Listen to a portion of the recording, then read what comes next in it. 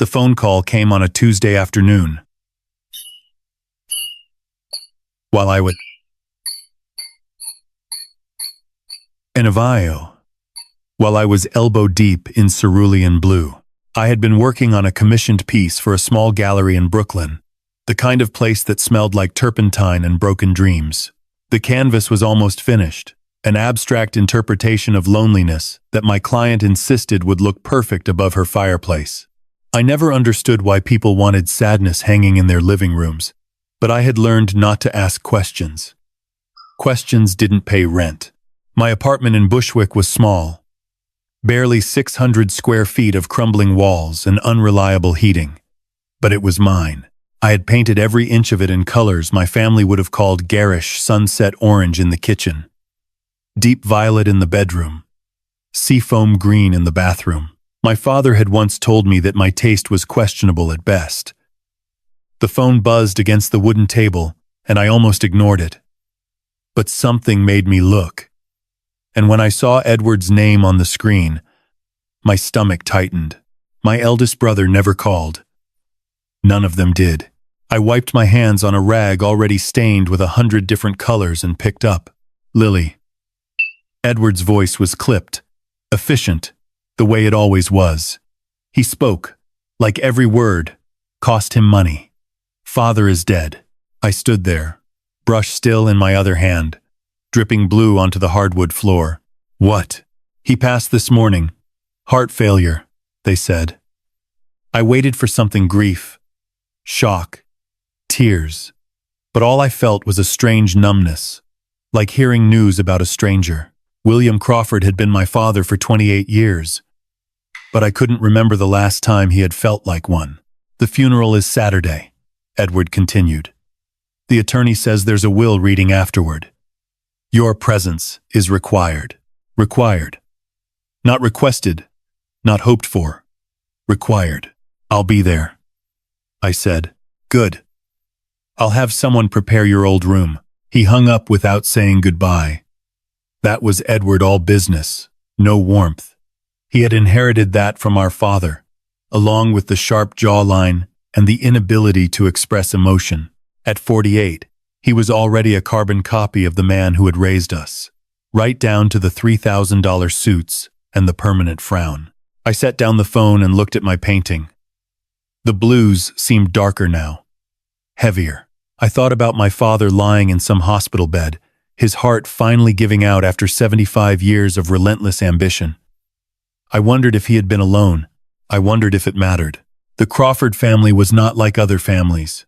We did not gather for holidays or call each other on birthdays. We existed in the same orbit, but rarely collided, each of us spinning in our own isolated trajectory. There was Edward, the eldest, who ran the legal side of Crawford Holdings and believed himself the rightful heir to everything. There was Grace, 44, the middle daughter who had spent her 30s drowning in vodka and her 40s trying to climb back out. And there was Henry, 40, the golden child, a cardiologist at Yale New Haven Hospital who could do no wrong in our father's eyes. And then there was me, Lily, the youngest, the artist, the disappointment. I had left Greenwich 8 years ago with a suitcase and a dream, and I had never looked back. My father had called it a phase. My mother, who had died when I was 12, would have understood. She was the one who had taught me to paint, who had filled my childhood with colors and music and laughter. When she died, all of that died with her. I booked a train ticket for Friday morning and spent the rest of the week finishing the commission. The gallery owner paid me in cash, which I stuffed into an envelope and hid under my mattress. Old habits. On Friday, I packed a small bag and took the Metro North from Grand Central to Greenwich. The train rolled through the autumn landscape, past towns that grew progressively wealthier with each stop. By the time we reached Connecticut, the houses had become estates, the cars had become luxury vehicles, and the people had become the kind who never took public transportation. I was going home. But it had never really felt like home at all. The Crawford estate sat on 12 acres of manicured perfection. A Georgian colonial, that had been in the family for 4 generations. As my taxi pulled through the iron gates, I felt the familiar weight settle onto my chest, the invisible pressure of expectation, of judgment, of never being quite enough. The house loomed ahead, all white columns and symmetrical windows, the kind of architecture designed to intimidate. Gardeners had already begun preparing for winter, trimming hedges and covering the rose bushes with burlap. Everything was precise, controlled, exactly as my father had always demanded. Edward met me at the door. He looked older than I remembered. His dark hair now streaked with gray at the temples, his face carved with lines that hadn't been there 3 years ago. We didn't hug. The Crawfords didn't hug. "You're late," he said. The train was delayed. He looked at my single bag, my paint-stained sneakers, my second-hand coat. I could see the judgment in his eyes, the same look he had given me since childhood. Little Lily, always a mess. Little Lily, wasting her potential. "Your room is ready.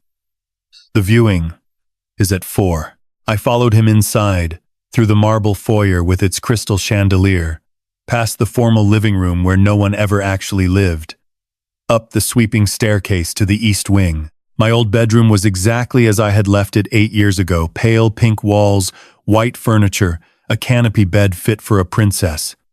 I had hated it then. I hated it now. I changed into the only black dress I owned, a simple thing I had bought at a thrift store for a friend's funeral 2 years ago. It would have to do. The viewing was held in the main parlor, where my father's body lay in an obscenely expensive mahogany casket.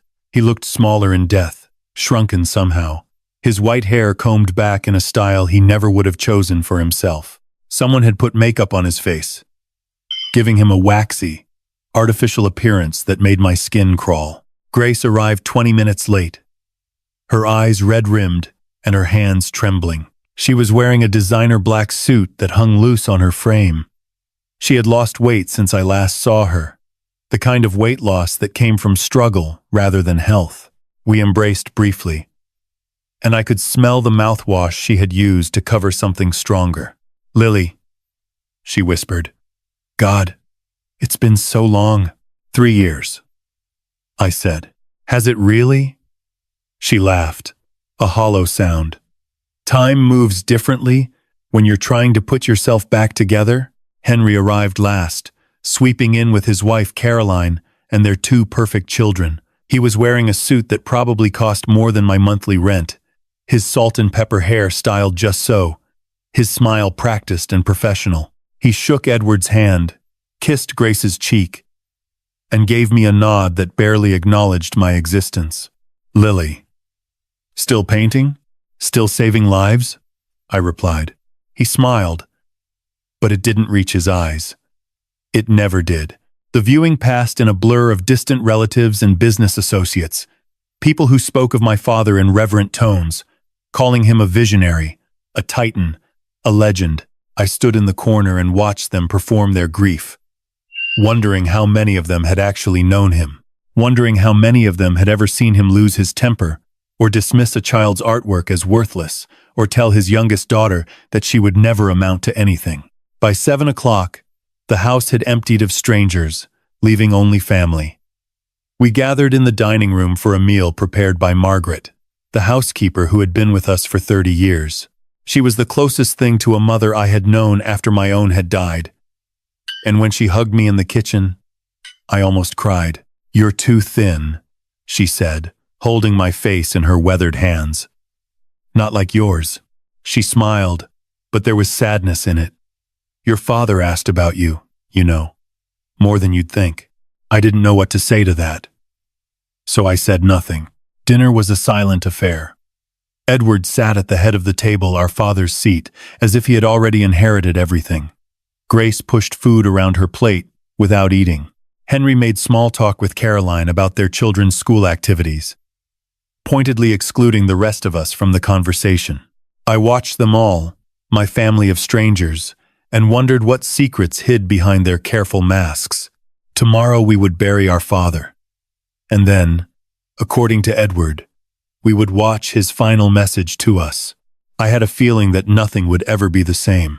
The funeral was held at Christ Church, Greenwich, the same stone cathedral where my parents had been married 49 years ago. The pews were packed with people I didn't recognize. Politicians, business leaders, old money families whose names appeared on buildings and hospital wings. My father had cultivated these relationships like a gardener tends prize roses. Carefully, strategically, always with an eye toward what they could yield. I sat in the front row between Grace and an empty space where my mother should have been. Edward was on the far end, his wife Patricia beside him, their teenage son looking bored and uncomfortable in his suit. Henry sat with Caroline and the children. A picture-perfect family portrait that belonged in a magazine. The minister spoke of William Crawford's generosity, his vision, his commitment to community. I listened and tried to reconcile these words with the man I had known, the one who had missed every school play, every art show, every moment that mattered. The one who had told me, on the day I left for New York, that I was throwing my life away on foolish dreams. Maybe he had been a different man to these people. Or maybe they had only ever seen what he wanted them to see. After the burial, we returned to the estate for the will reading. The crowd had thinned considerably. Death was one thing, but money was a private matter. Only family remained, gathered in my father's study like suspects in a murder mystery. The room hadn't changed in decades. Dark wood paneling, floor-to-ceiling bookshelves filled with volumes no one ever read, a massive oak desk that my father had inherited from his own father. The portrait above the fireplace showed William Crawford in his prime, maybe 50 years old, stern and commanding. I had always hated that painting. It captured nothing of the man except his intimidation. Robert Chen, my father's attorney for the past 25 years, sat behind the desk with a leather briefcase and an expression of practiced solemnity. He was a small man, with wire-rimmed glasses and thinning hair, the kind of person who faded into the background until you needed him. "Thank you all for being here," he began, adjusting his glasses. He wanted the will read immediately following the funeral. With all family members present, Edward shifted in his chair. "Let's get on with it." Then, Robert nodded and opened the briefcase, withdrawing a stack of documents and something else, a USB drive, small and silver, catching the light. "Before I read the formal will," Robert said, "I need to inform you that William left specific instructions. He recorded a video message approximately 3 months ago, which he asked me to play before any distribution of assets is discussed." Grace frowned. "A video? Why would he do that?" "I wasn't privy to the contents," Robert replied. "He recorded it privately and gave me the sealed drive with instructions to play it only after his death, in the presence of all 4 of his children." Henry leaned forward. "This is highly irregular. Your father was a highly irregular man." Robert's voice was dry, almost amused. "He was also my client, and I am bound to follow his instructions." He crossed to the television mounted on the wall, a modern edition that looked out of place among the antiques, and inserted the USB drive. The screen flickered to life, and suddenly, my father was there, sitting in this very room, in the chair where Robert now sat. He looked thinner than I remembered, his face gaunt, his eyes sunken, but his voice was strong, commanding, the same voice that had dominated boardrooms and dinner tables for as long as I could remember. "If you're watching this," he said, "then I am dead." Nobody moved. Nobody breathed. I've spent my life building an empire. Crawford Holdings is worth approximately $300 million in assets, not including real estate, investments, and various other holdings. By any measure, I have been successful. He paused, and something flickered across his face. Pain, perhaps, or regret. But success means nothing if it's built on a foundation of lies. And I have told many lies in my lifetime. To my business partners, to my friends, to myself. My father leaned forward, his eyes seeming to look directly at each of us through the screen. To my children. The room was silent. I could hear my own heartbeat pounding in my ears. What I am about to tell you will change everything you think you know about this family. About me. about the circumstances of my death. Robert paused the video. Perhaps, he said quietly, you should all sit down. Robert pressed play, and my father's face filled the screen once more. I have been sick for the past 2 years, he said. Not the kind of sickness that doctors can easily detect. Not cancer, not heart disease, not any of the usual suspects that claim men my age.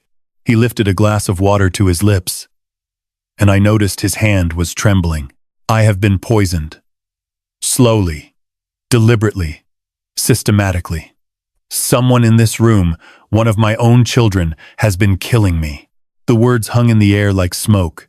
I heard Grace gasp beside me. Edward's face had gone pale. His jaw clenched so tight, I could see the muscles straining. Henry sat perfectly still, his expression unreadable. I know what you're thinking, my father continued. The old man has lost his mind. Paranoia, dementia, the ravings of a dying man desperate to assign blame. I assure you, that is not the case. He reached off screen and produced a manila folder, holding it up to the camera. 18 months ago, I began experiencing symptoms that made no sense. Fatigue, nausea, numbness in my extremities, confusion. My doctors ran every test imaginable and found nothing conclusive. They attributed it to age, to stress, to the natural decline of a body that has worked too hard for too long. He set the folder down and leaned back in his chair. But I am not a man who accepts easy answers. I hired a private toxicologist to examine samples of my blood, my hair, my fingernails. I have been exposed to arsenic in small, repeated doses over an extended period of time. The kind of exposure that mimics natural illness. The kind of exposure that eventually leads to organ failure and death. I felt the room spinning around me. This couldn't be real. This had to be some kind of elaborate joke. A final manipulation from beyond the grave. I have spent the last 6 months trying to determine who is responsible, my father said. I have reviewed security footage, financial records, schedules, and access patterns. I have eliminated the household staff, my business associates, and anyone outside the immediate family. The poisoning began shortly after Thanksgiving 2 years ago, a gathering attended only by my 4 children and their families. He paused, his eyes hard. One of you has been murdering me, and I intend to find out which one. Edward stood up abruptly. This is insane. Father was clearly not in his right mind when he recorded this. Robert, surely you can see. Sit down, Edward. My father's voice crackled from the speakers, and Edward froze. Even in death, William Crawford commanded obedience. Sit down and listen. Edward sat. I am not insane, my father continued. I am dying. Yes, but my mind is clear. Clearer than it has been in years. Perhaps because I finally understand the truth about my own family. He folded his hands on the desk. The same gesture I had seen 1,000 times during childhood lectures. Here are my terms. The estate will not be divided until the person responsible for my death is identified. You have 14 days from the reading of this will to determine who among you is guilty. During that time, all 4 of you must remain on the estate grounds. No one leaves. No one contacts the authorities. This is a family matter, and it will be resolved by family. Grace's voice was barely a whisper. He can't do this. Can he do this? Robert paused the video again. Legally, William had the right to establish any conditions he wished for the distribution of his assets. If the conditions are not met, the entire estate, all $300 million, will be donated to a charitable foundation. Which foundation? Henry asked, his voice carefully controlled. The Catherine Crawford Memorial Foundation, named for your mother. It would fund arts education programs across the country. I almost laughed.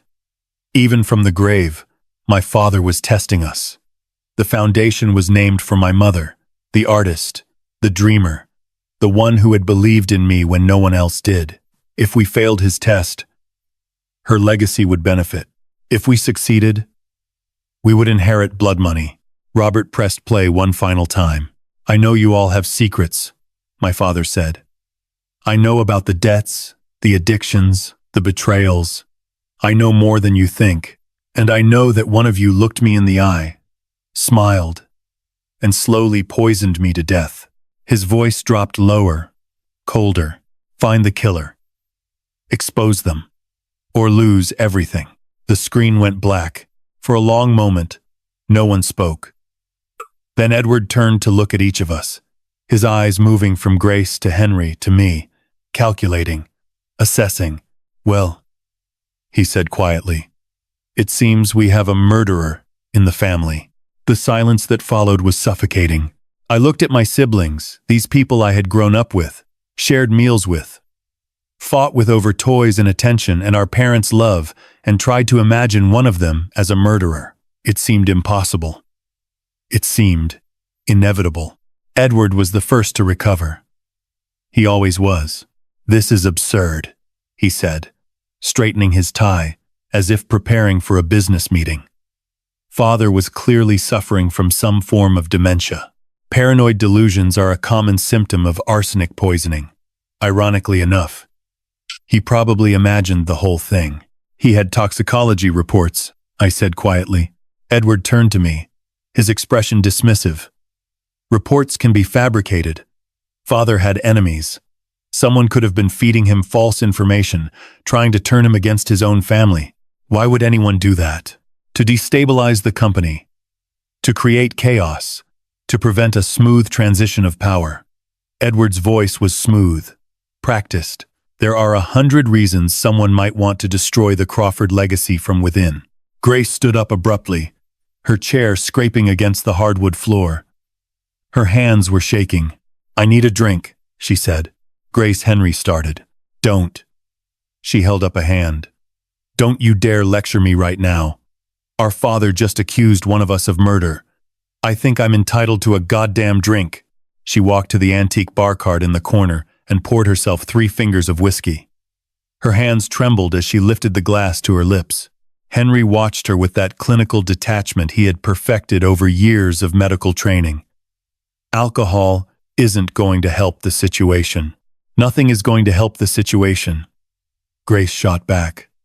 We're trapped in this house for 2 weeks while we try to figure out which one of us is a killer. Forgive me if I need something to take the edge off. I looked at Henry, searching for any crack in his perfect facade. He met my gaze steadily, his expression one of concerned bewilderment. The devoted doctor, the loving father, the golden child who could do no wrong. We should approach this rationally, he said. Father was sick. His judgment was compromised. But if it will satisfy his final wishes and allow us to move forward, I'm willing to participate in this investigation. How generous of you, I muttered. Henry's eyes flickered toward me, and for just a moment, I saw something cold behind them. Then it was gone, replaced by his usual mask of benevolent superiority. Lily, I understand you're upset. We all are. But sarcasm isn't productive. Neither is pretending everything is fine when our father just told us one of us murdered him. Edward cleared his throat. Regardless of whether we believe the accusation, we need to address the practical implications. $300 million is at stake. Robert, what exactly are the conditions we need to meet?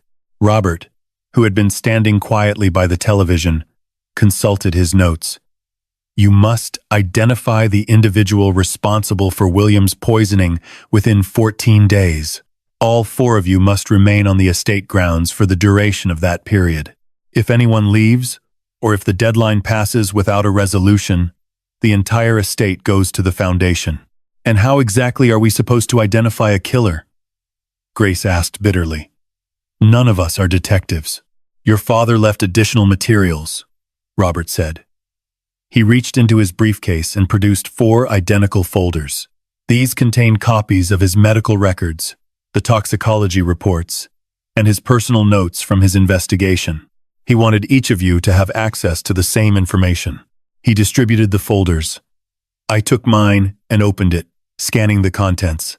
Medical charts, lab results, handwritten notes in my father's precise script, dates, times, observations. He had been tracking his own murder with the same meticulous attention he had applied to business deals. "There's one more thing," Robert said. "Your father instructed me to inform you that there is a second video. It will be played only after the guilty party has been identified, or at the end of the 14-day period, whichever comes first." "What's in the second video?" Edward demanded. "I don't know."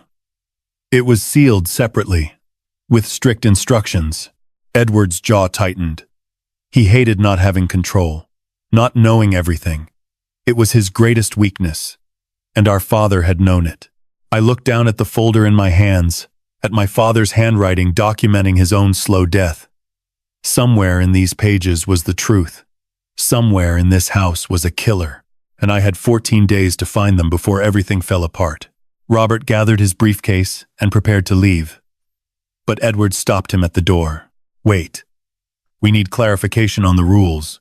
What constitutes leaving the estate? Can we go into town for supplies? Can our spouses and children stay?" Robert consulted a separate document. William was very specific. The 4 primary heirs, Edward, Grace, Henry, and Lily, must remain on the property at all times. Spouses and children may come and go as they wish, but they are not required to stay. Essential staff, including Margaret, the groundskeeper, and the security team, will continue their normal duties. "What about my practice?" Henry asked. "I have patience. I can't simply disappear for 2 weeks. Your father anticipated this objection. He suggested you take a leave of absence for bereavement. Most people would find that understandable under the circumstances." Henry's expression tightened almost imperceptibly. "And if I refuse, then you forfeit your share of the estate, and the remaining siblings continue without you." "That's blackmail," Grace said. "That's William Crawford," Robert replied evenly. He understood leverage better than anyone. He knew that none of you would walk away from this kind of money, regardless of the conditions. He was right. Even I, who had spent 8 years rejecting everything the Crawford name represented, couldn't pretend I was above it. $300 million, divided 4 ways. That was more money than I would earn in 10 lifetimes of painting, but divided 3 ways. If one sibling was eliminated, that was $100 million. I wondered if my father had considered that. I wondered if he had intended it. "There are additional rules," Robert continued. "No police involvement. If anyone contacts law enforcement about the allegations in the video, the entire estate is immediately forfeited." William wanted this handled privately. "Of course he did," Edward muttered. "God forbid the Crawford name be dragged through the mud. Furthermore, all findings must be presented to me at the end of the 14 days. I will serve as the arbiter, reviewing the evidence and determining whether the conditions have been satisfied. My decision will be final and binding." Grace finished her whiskey and poured another. "And what if we can't figure it out? What if father was wrong, or delusional, or lying? Then the estate goes to the foundation." Robert's voice was matter-of-fact. William considered that possibility. He told me, and I quote, "If my children cannot find the truth when it's staring them in the face, they don't deserve what I built." The words stung more than I expected. Even in death, my father doubted us. Even in death, he was testing us, judging us, finding us wanting. Robert moved toward the door. "I'll return in 14 days. In the meantime, I suggest you work together. Fighting among yourselves will only make this harder." "Easy for you to say," I called after him. "You're not trapped in a house with a potential murderer." He paused at the threshold, turning back to look at me with something that might have been sympathy. "No," he said quietly. "But I knew your father for 25 years, Miss Crawford. I watched him build his empire, watched him raise his children, watched him make decisions that would keep most men awake at night. If he said one of you poisoned him, I believe him. William Crawford was many things, but he was never wrong about people. The door closed behind him, and we were alone. Edward immediately took charge, because that was what Edward did. We need to establish a system. Review the evidence methodically. Create a timeline. Interview each other about our whereabouts and access to father over the past 2 years. Interview each other? Grace laughed bitterly. You mean interrogate, accuse, tear each other apart, looking for guilt. If you have nothing to hide, you have nothing to fear. Everyone has something to hide, Edward. That doesn't make them a murderer. I watched them argue.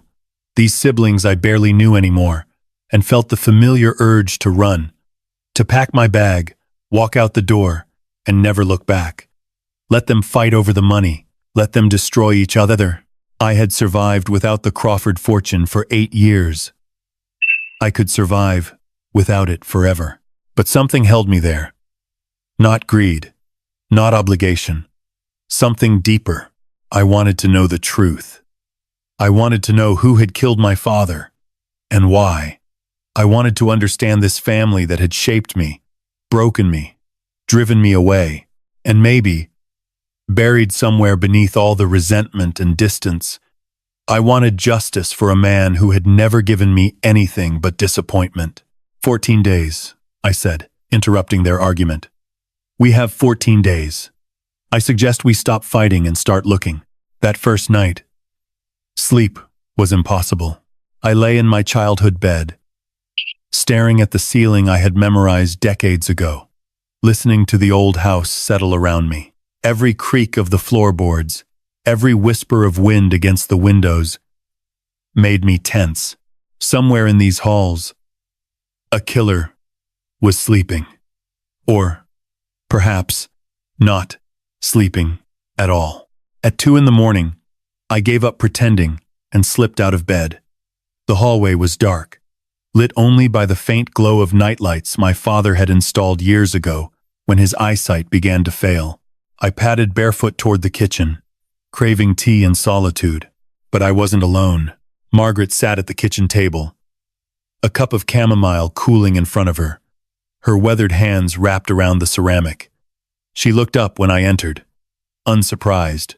Couldn't sleep either? She asked. I shook my head and sat across from her. Did you know about what father believed? Margaret was silent for a long moment. Her face was lined with age and grief, but her eyes were sharp, missing nothing. I knew he was scared, she said finally. These past few months, he was different.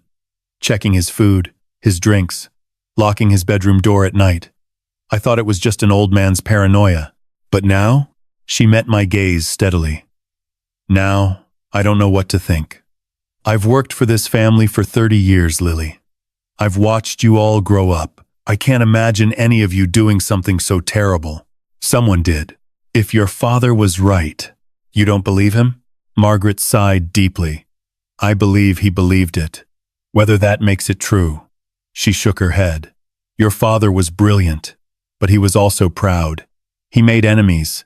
He hurt people. There are others who might have wanted him dead. Robert said he ruled out everyone except family. Robert knows what your father told him. That doesn't mean your father was right. I considered this. My father had been many things. Driven, calculating, cold, but he had also been human, capable of mistakes, capable of seeing threats where none existed. But the toxicology reports were real. The arsenic in his system was real. Someone had poisoned him, even if his conclusions about the culprit were wrong. Margaret, I said slowly, in the past 2 years, who had the most access to father? Who was around him the most? She didn't hesitate. Edward came for monthly dinners. Grace visited when she was well enough. Henry stopped by occasionally, always with an excuse about checking on your father's health. She paused. And there was the nurse. What nurse? Rose. Rose Chen. Your father hired her about 3 years ago, when his health started declining. She comes every day to monitor his vitals, manage his medications, help with physical therapy. Margaret's voice dropped. She was with him more than anyone. More than family. I felt something stir in my chest. Why wasn't she mentioned in the will reading? I don't know. Maybe your father trusted her completely. Or maybe she trailed off, unwilling to finish the thought. Where is she now? She has a room in the East Wing, near your father's suite. She's been staying on site since his health got worse. I stood up, my mind racing. I need to talk to her. Lily. Margaret caught my wrist, her grip surprisingly strong. Be careful. I don't know what's happening in this house, but I know it's dangerous. Your father is dead. Someone is responsible. Don't go looking for trouble alone. I'm not looking for trouble, I said. I'm looking for answers. I left her in the kitchen and made my way toward the East Wing. The house felt different at night, larger and more menacing, full of shadows and secrets. I passed my father's study. The door closed, and felt a chill run down my spine. At the end of the hallway, a thin line of light glowed beneath a door. Someone was awake. I raised my hand to knock, then hesitated. What was I going to say? Excuse me, but did you murder my father? Before I could decide, the door opened. A woman stood in the doorway, her dark hair pulled back in a loose ponytail, her face pale and tired. She was younger than I expected, maybe mid-30s, with intelligent eyes that assessed me quickly. You must be Lily, she said. I've seen your paintings. Your father kept one in his bedroom. I blinked, thrown off balance. He did? The one with the storm over the ocean. He said, it reminded him of your mother. I didn't know what to say. I had painted that piece 5 years ago, during a particularly dark winter. I had no idea my father had even seen it, let alone bought it. I'm Rose, the woman continued, stepping back to let me in. I imagine you have questions. Several, I admitted. She smiled, but there was sadness in it. Then, you should come in. I think it's time we talked about what really happened to your father. Rose's room was small but neat, filled with medical equipment and personal touches that softened the clinical atmosphere. A stack of books on the nightstand, a potted orchid on the windowsill, a framed photograph of an older woman who shared Rose's delicate features. I sat in the chair she offered and watched as she settled on the edge of the bed, her hands folded in her lap. She moved with the quiet efficiency of someone accustomed to caring for others, anticipating needs before they were spoken. Your father talked about you often, she said. More than you might think. I find that hard to believe. I know. He wasn't good at showing affection. But he followed your career. He bought several of your paintings through anonymous buyers so you wouldn't know. She paused. He was proud of you, Lily. He just didn't know how to say it. I felt something crack inside my chest, a wall I had built years ago to protect myself from hoping for exactly this. I pushed it aside. I wasn't here for reconciliation with a ghost. Tell me about the poisoning, I said. What did you observe? Rose's expression grew serious. The symptoms started about 2 years ago. Subtle at first. Fatigue, occasional nausea, tingling in his hands and feet. I attributed it to age and his existing heart condition. But over time, things got worse. Confusion, memory lapses, unexplained weight loss. Did you suspect poisoning? Not initially. Arsenic poisoning mimics so many other conditions, especially in elderly patients. It wasn't until your father hired the independent toxicologist that we knew for certain, and after that, he became obsessed with finding the source. He had me test everything, his food, his water, his medications. We never found how it was being administered, which only made him more paranoid. Rose's voice dropped. He started suspecting everyone, including me. Did he clear you? She met my eyes directly. He said he did. But I'm not naive enough to think your siblings don't consider me a suspect. The nurse with unlimited access to the victim's food and medicine?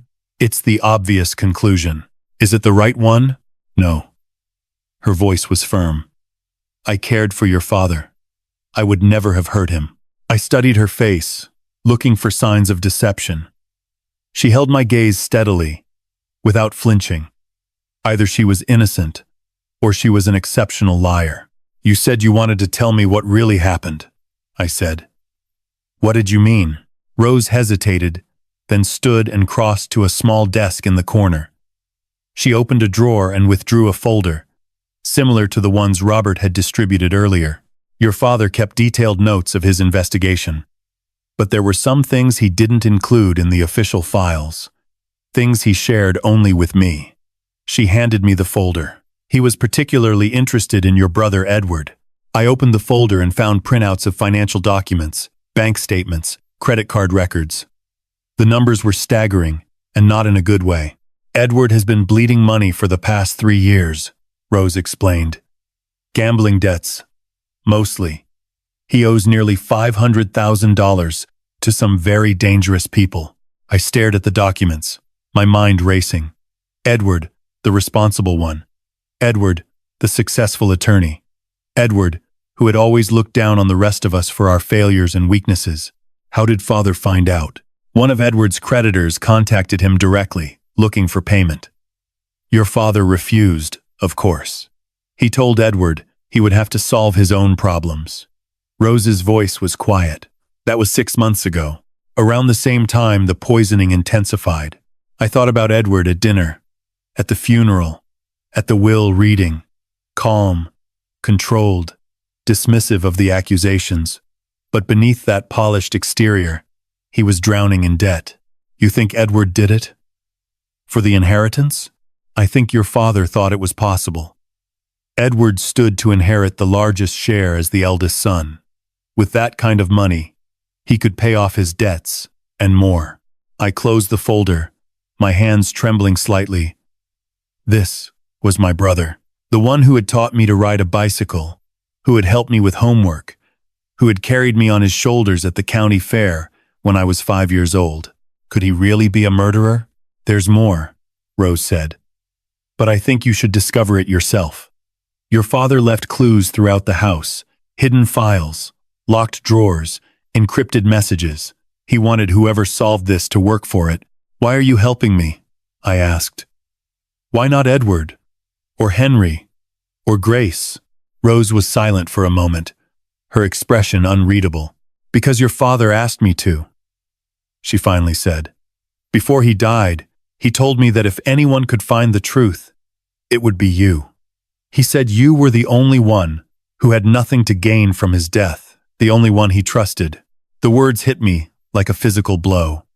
My father, who had never expressed approval or affection, who had dismissed my dreams and criticized my choices, he had trusted me. In the end, when everything else fell away, he had trusted me. I stood up, clutching the folder to my chest. Thank you, Rose. For everything, she nodded, her eyes glistening. Find the truth, Lily. For your father. For all of us. I spent the next morning reviewing the documents Rose had given me, cross-referencing them with the official folder from Robert. The evidence against Edward was damning, a trail of desperate financial decisions, maxed-out credit cards, loans from increasingly questionable sources. But evidence of motive wasn't evidence of murder. I needed more. I found Grace in the sunroom, curled up in a wicker chair with a cup of coffee that had long gone cold. She looked fragile in the morning light, her face bare of makeup, her eyes ringed with dark circles. The designer suit from the funeral had been replaced by a simple sweater and jeans that hung loose on her thin frame. Can I sit? I asked. She shrugged without looking at me. Free country. I settled into the chair across from her, watching the way her hands trembled around the coffee cup. She hadn't touched the whiskey today, at least not that I had seen, but the craving was written in every line of her body. How are you holding up? I asked. Grace laughed bitterly. How do you think? Our father accused one of us of murder, and now we're all trapped here playing detective while pretending we don't suspect each other. She finally met my eyes. I know what everyone thinks, Lily. The addict. The unstable one. The obvious suspect. I don't think that. Liar. But there was no venom in her voice, only exhaustion. It's fine. I've been the family disappointment for so long I've gotten used to the role. I leaned forward. Grace, I need to ask you something, and I need you to be honest with me. She tensed, her fingers tightening around the cup. About your relationship with Father. Before everything. Before the drinking got bad. What happened between you two? For a long moment, Grace was silent. I watched emotions flicker across her face. Pain, anger, shame. Before settling into something like resignation. You really want to know? She asked quietly. I need to know. If I'm going to figure out what happened, I need to understand this family. All of it. Grace set down her coffee and stared out the window at the manicured gardens beyond. When she spoke, her voice was distant, as if recounting something that had happened to someone else. I was 26 when I had my first drink. Can you believe that? 26. I made it through high school, through college, through law school, completely sober. I was going to be just like Edward, successful, respectable. A credit to the Crawford name. What changed? Her jaw tightened. I found out I was pregnant. I blinked. Caught off guard. Grace had never mentioned a pregnancy. None of us had. The father was a colleague at my firm. Married, of course. A senior partner with 2 kids and a house in Westchester. She laughed, a hollow sound. I was such a cliché. The young associate seduced by the powerful older man. I actually believed him when he said he would leave his wife. Grace. I had no idea. No one did. That was the point. She turned to look at me, her eyes bright with unshed tears. When I told him about the baby, he panicked, said it would ruin his career, his family, his reputation. He offered me money for an abortion. 42,000 me. A lot of money. Did you take it? I was going to. I had the appointment scheduled and everything, but I couldn't go through with it. Her voice cracked. I wanted that baby, Lily, more than I'd ever wanted anything, so I went to Father instead. I don't know what I thought. That he would help me, support me, be a grandfather. I felt a cold dread settling in my stomach. What did he do? He told me I was a disgrace, that I had brought shame on the family name, that if I kept the baby, he would cut me off completely. No money, no inheritance, no contact. Grace wiped her eyes with the back of her hand. He gave me an ultimatum. Get rid of it. Or, get out. The words hung in the air between us. Ugly and raw. I lost the baby anyway, Grace continued, her voice barely audible. Miscarriage. At 14 weeks. The doctor said it was just one of those things. But I've always wondered if the stress. If what Father said. She couldn't finish the sentence. Grace. I reached out and took her hand. It was ice cold. I'm so sorry. I had no idea. After that, I started drinking. Just a little at first, to take the edge off. Then more. Then I couldn't stop. She squeezed my hand tightly. Father never apologized, never acknowledged what he'd done. He just watched me fall apart and acted like it was my own weakness. I thought about my father's video, his cold accusations, his certainty that one of us had killed him. I thought about the pain he had caused, the wounds he had inflicted with his words and his silence. Did you hate him? I asked softly. Enough to kill him? Grace pulled her hand away. I won't pretend I didn't fantasize about it. In my darkest moments, when I was drowning in vodka and self-pity, I imagined 100 ways to make him suffer, like he made me suffer. She stood up, wrapping her arms around herself. But I didn't do it, Lily. I wanted him to acknowledge what he'd done. I wanted him to apologize, to admit he was wrong. Killing him would have taken away any chance of that. Her voice broke. And now he's gone. And I'll never get that closure. I watched her walk out of the sunroom, her shoulders shaking with silent sobs, and wondered if her grief was genuine or an act. In this house, it was getting harder to tell the difference. I found Henry in the library that afternoon. seated in our father's favorite leather armchair, as if he had already inherited it. He was reading a medical journal, his reading glasses perched on his nose. "Lily."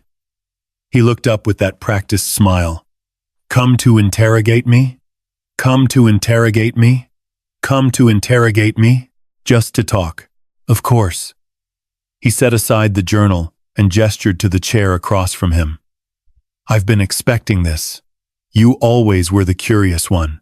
I sat down, studying my brother's face. At 40, Henry was conventionally handsome.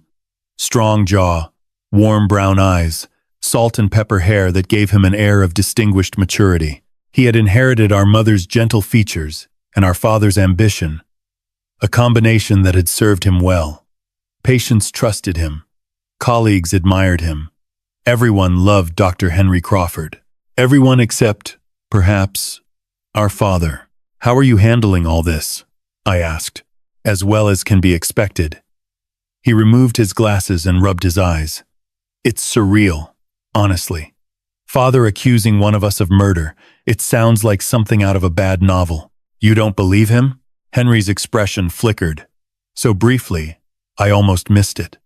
"I believe he was a sick man who spent his final months in a state of increasing paranoia.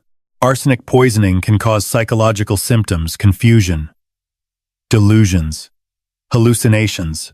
It's possible he imagined a conspiracy where none existed, but someone did poison him. The toxicology reports are clear." "Yes." Henry's voice was measured, careful. "Someone did. But that doesn't mean it was one of us. Who else could it have been?" He shrugged. "The staff. A business rival. Someone with a grudge we don't know about. Father made enemies throughout his career. Any one of them might have found a way." I watched him closely, noting the way his hands remained perfectly still, his breathing even and controlled. Henry had always been good at managing his emotions, too good, perhaps. While the rest of us wore our feelings on our sleeves, Henry kept his locked away in some internal vault. "Tell me about your relationship with Father," I said. "You were always his favorite." Something tightened around Henry's eyes.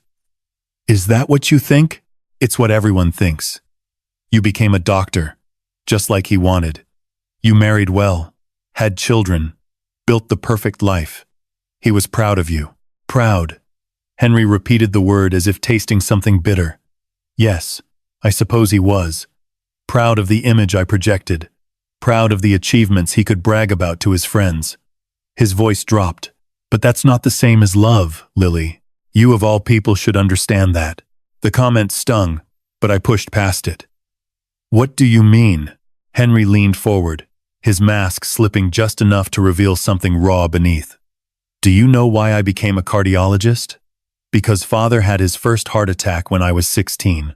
I watched him collapse in this very room, watched the paramedics work on him, watched my mother cry in the corner, and I swore I would never feel that helpless again." He stood and walked to the window, his back to me. "I spent my entire life trying to save him. Every degree, every certification, every accolade, it was all for him, so that when the time came, I would be able to keep his heart beating." His voice cracked slightly. "And in the end, it didn't matter. He died anyway. Convinced that I was trying to kill him. Henry, do you know what he said to me the last time I visited?" He turned to face me, and I saw tears glistening in his eyes. He accused me of switching his medications, said I had the medical knowledge to poison him without getting caught. His own son, who had dedicated his life to healing. I didn't know what to say. I had never seen Henry like this, vulnerable, wounded, stripped of his professional detachment. "I'm sorry," I said quietly. "I didn't know. No one did. I couldn't exactly advertise that my father thought I was a murderer." He wiped his eyes and took a deep breath, composing himself. "The irony is, I would have done anything for him, anything.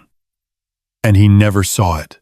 He only saw what I could give him: prestige, bragging rights, a son to carry on the family name. He never saw me." We sat in silence for a moment, the weight of old wounds hanging between us. "I didn't kill him, Lily. Henry said finally. I know how it looks. The doctor with the medical knowledge, the access to drugs, the expertise to make it undetectable. But I didn't do it. Despite everything, he was my father, and I loved him. He picked up his medical journal and returned to the chair, his mask firmly back in place. Now, if you'll excuse me, I have some reading to catch up on. 2 weeks away from my practice means a lot of literature to review. I stood to leave, then paused at the door. Henry, one more question. He looked up, his expression guarded. If you didn't do it, who do you think did? For a long moment, he was silent. Then he smiled. A cold smile that didn't reach his eyes. That's the question, isn't it? In a family full of secrets, who has the darkest one? He returned to his journal. I suggest you keep looking, little sister. The truth is rarely where you expect to find it. 3 days into our forced confinement, I had spoken to everyone except the one person who had been closest to my father in his final years. Rose Chen remained an enigma. She moved through the house like a ghost, appearing at meals, checking on the family's well-being, then vanishing back to the East Wing. She was polite but distant with my siblings, saving her warmth for Margaret and, increasingly, for me. I found her in the garden on the 4th morning, kneeling beside a bed of late autumn roses that had somehow survived the first frost. She wore a simple blue cardigan and jeans, her dark hair loose around her shoulders, looking nothing like the professional nurse I had met that first night. They were your father's favorites, she said without turning around. He planted this variety himself, 20 years ago. Said they reminded him of someone. I crouched beside her, studying the deep crimson blooms. My mother loved roses. She used to cut them fresh every morning and put them on the breakfast table. Rose smiled softly. He told me. He said, the scent reminded him of her perfume. We worked in silence for a few minutes, Rose deadheading the spent blooms while I held the basket. It was strangely peaceful, this simple domestic task, a respite from the tension that permeated the house. Can I ask you something personal? I said, finally. You want to know why I became a nurse? Why I took this job? Whether I had any reason to want your father dead? I nodded, unsurprised that she had anticipated my questions. Rose seemed to anticipate everything. I became a nurse because my mother was sick for most of my childhood, she said, her hands still moving among the flowers. Cancer, the kind that takes its time, that lets you hope before it crushes you. I spent years watching nurses care for her, adjusting her pillows, managing her pain, holding her hand when she was afraid. They were the only people who made her smile at the end. I'm sorry. She died when I was 10. After that, I knew what I wanted to do with my life. Rose sat back on her heels, looking up at the gray November sky. I specialized in geriatric care because I wanted to give other families what those nurses gave us. Comfort, dignity, peace. And my father? How did you end up working for him? He found me through an agency 3 years ago. His health was declining, heart problems, mainly, and he needed someone to monitor him full-time. The pay was excellent. The work was straightforward. And the patient was. She paused, searching for the right word. Interesting. Interesting? Rose laughed quietly. Your father was not an easy man. He was demanding, critical, sometimes cruel. He questioned every medication, every treatment, every recommendation I made. But beneath all that armor, there was someone who was terrified of dying alone. I thought about my father in his final months, suspecting everyone around him. He talked about you constantly, Rose continued. All of you, but especially you. He kept a folder of newspaper clippings about your art shows. He had a Google alert set for your name. She turned to look at me. He was terrible at showing love, Lily, but he felt it. Deeply. I swallowed hard, pushing down the emotions that threatened to surface. Rose, I have to ask, did I kill him? She met my eyes steadily. No, I cared for him. I was with him almost every day for 3 years. I held his hand when he was scared, I listened to his stories about your mother, about building his company, about the mistakes he made with his children. Her voice dropped. I watched him deteriorate, watched the poison slowly destroy him, and I couldn't figure out how it was happening. It was the greatest failure of my career. Do you have any idea who did it? Rose was quiet for a long moment. When she spoke, her voice was barely above a whisper. I have suspicions, but no proof. Tell me. She stood, brushing dirt from her knees, and looked back toward the house. The windows stared down at us, like empty eyes. Your father kept detailed records of everyone's visits, dates, times, what they ate and drank together. He was methodical about it, especially in the last year. She paused. The poisoning always intensified after certain visits. Not every time, but often enough to notice a pattern. Whose visits? Rose shook her head. I've said too much already. If I point fingers without evidence, it could destroy innocent people. She picked up the basket of dead blooms. But I'll tell you this, your father was poisoned through his medication. Someone was tampering with his heart pills, replacing them with something that looked identical but contained arsenic. The switch happened regularly, which means the killer had ongoing access to his medicine cabinet. Who had that kind of access? Rose looked at me with something like sadness. Who do you think? The children who visited, the staff who cleaned his room. She hesitated. And me, of course. I had the most access of all. She turned and walked back toward the house, leaving me alone among the roses. The killer had access to my father's medications. That narrowed the field considerably. But it still left too many suspects, including the woman who had just walked away. I needed to find that medicine cabinet. And I needed to see my father's visitation records for myself. That evening, after the others had retreated to their rooms, I slipped out the back door and made my way through the darkened garden. Rose had mentioned that my father planted roses here 20 years ago, but I remembered something else. Something from my childhood that had been buried beneath layers of resentment and distance. My mother had a secret place in the garden, a hidden alcove where she would go to read and paint and escape from the demands of being Mrs. William Crawford. I hadn't thought about it in years, but now, walking through the moonlit paths, the memory surfaced with startling clarity. I was 7 years old, crying because my father had dismissed my drawing as childish scribbles. My mother had taken my hand and led me through the garden to a place she called her sanctuary. This is where I come when the world gets too loud, she had whispered. Someday, it will be yours. I found the path almost by instinct, following a route my feet remembered even when my mind did not. Past the fountain, around the hedge maze, through an archway of climbing roses that had grown wild in the years since anyone had tended them. And there it was. The alcove was smaller than I remembered, tucked away behind a wall of ancient boxwood. A stone bench sat beneath a pergola covered in dormant wisteria vines. In summer, this place would be a riot of purple blooms and sweet fragrance. Now it was stark and bare, but still beautiful in its winter austerity. I sat on the bench, running my hands over the cold stone, and felt the sting of tears. My mother had sat here. She had painted here, dreamed here, hidden here from a husband who never understood her. And after she died, the garden had grown over her sanctuary, like a scar covering a wound. Then I noticed something strange. The stone beneath the bench was uneven, one section slightly raised compared to the others.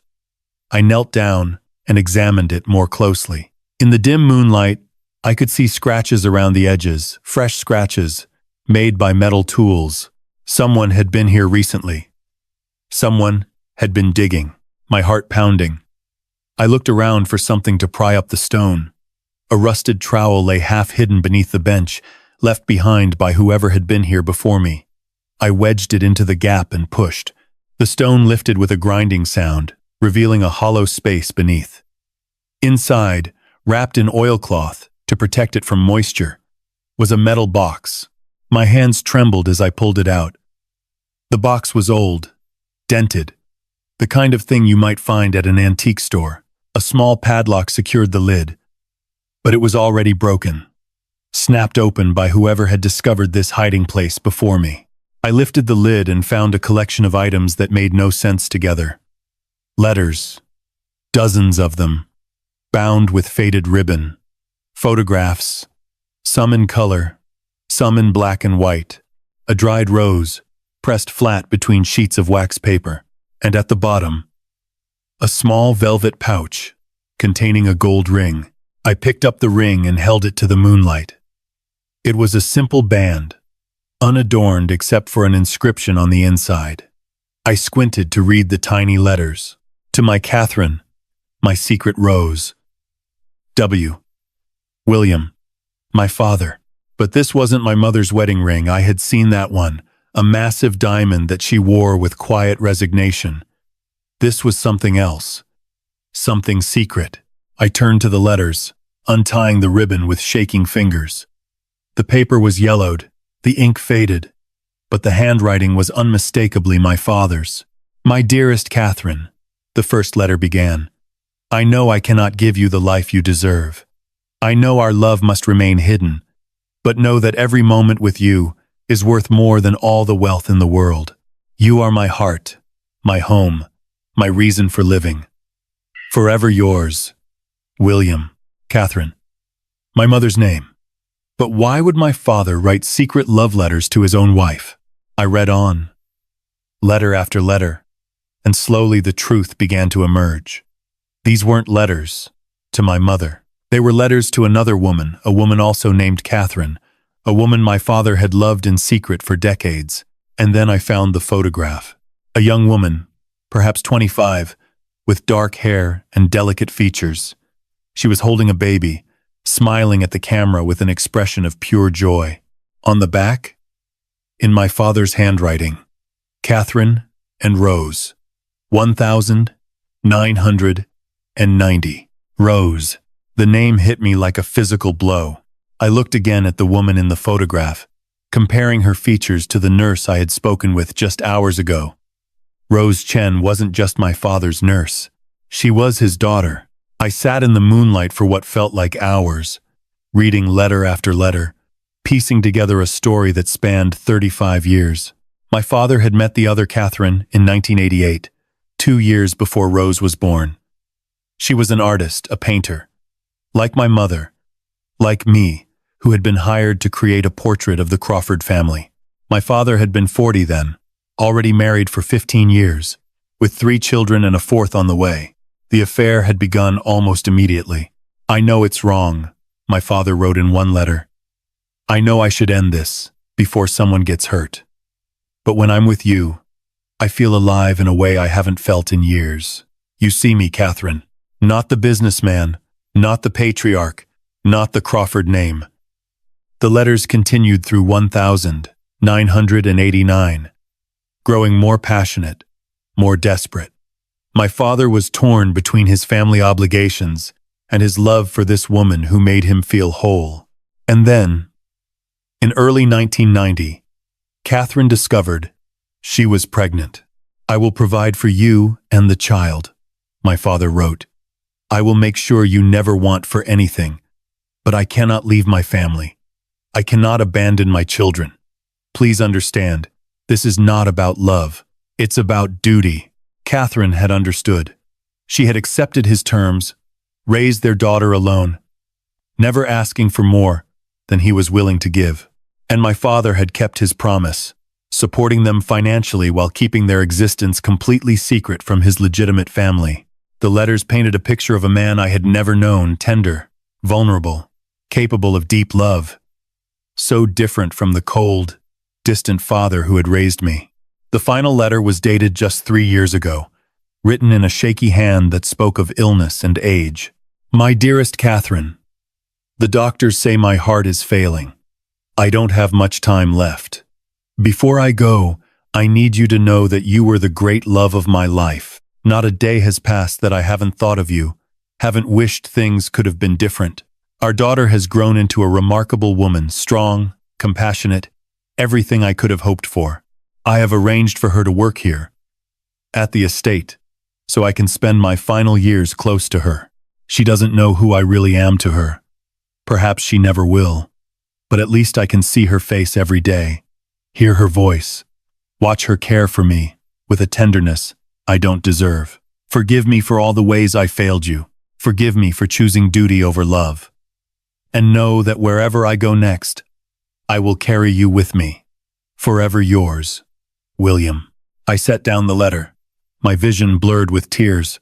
Rose didn't know. My father had brought her into this house, watched her care for him, and never told her the truth. He had taken his secret to the grave. Or had he? The second video. Robert had mentioned a second video, to be played after the guilty party was identified or at the end of the 14 days.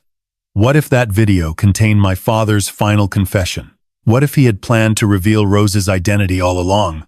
And if Rose was truly my father's daughter, that meant she was entitled to a share of the inheritance, a share that would come directly out of what Edward, Grace, Henry, and I stood to receive. Suddenly, the dynamics of this investigation shifted completely. If any of my siblings had discovered Rose's true identity, if they had learned that their inheritance would be diluted by a secret heir that would be motive for murder, not just motive against my father, but motive against Rose herself. I gathered the letters and photographs, placing them carefully back in the metal box. I couldn't leave them here, exposed to the elements and whoever else might come looking. I needed to hide them somewhere safe until I understood more.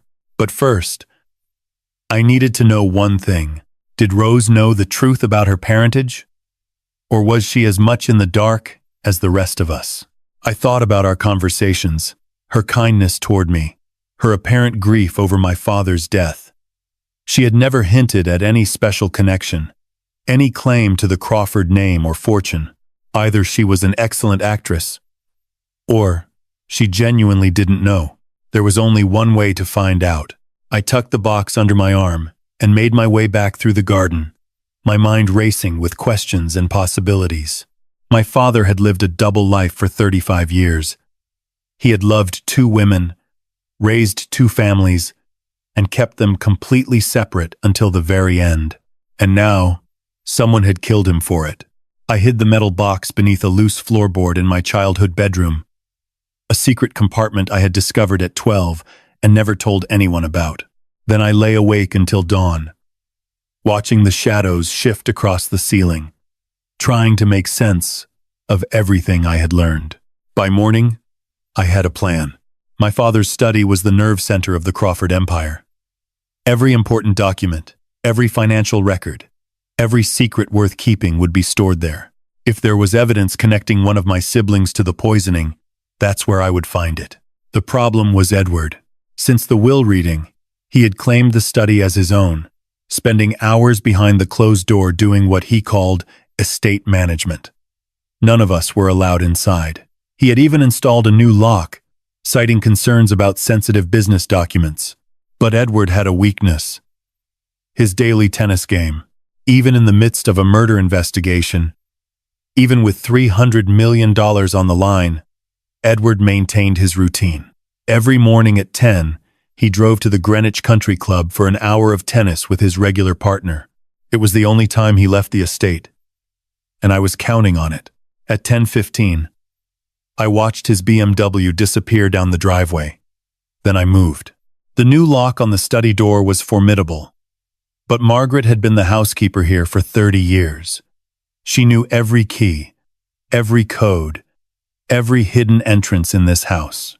When I explained what I needed, carefully omitting the details about Rose, she didn't hesitate. "Your father kept a spare key in the library," she said, "behind the collected works of Shakespeare. He never trusted Edward with full access. The key was exactly where she said it would be." Within minutes, I was inside the study, closing the door softly behind me. The room smelled like my father's old books, expensive cologne, the faint trace of pipe tobacco he had given up years ago but never stopped craving. I felt like an intruder, a grave robber, disturbing sacred ground. I pushed the feeling aside and got to work. The desk was covered with papers, financial statements, legal documents, correspondence with attorneys and accountants. I photographed everything with my phone, not taking time to read it all. Edward could return early. I couldn't afford to linger. The desk drawers were locked, but Margaret's master key opened them easily. Inside, I found more documents. These ones, more personal, letters from creditors, demands for payment, notices of legal action. Edward's gambling debts were worse than Rose's folder had indicated. Much worse. One letter caught my attention. It was from a man named Victor Kessler, written 6 months ago. Mr. Crawford, your son's debt to my organization has reached $750,000. We have been patient, but our patience has limits. If this amount is not paid in full within 90 days, we will be forced to pursue alternative methods of collection. I trust you understand what this means. Regards, V. K. Alternative methods of collection. The phrase sent a chill down my spine.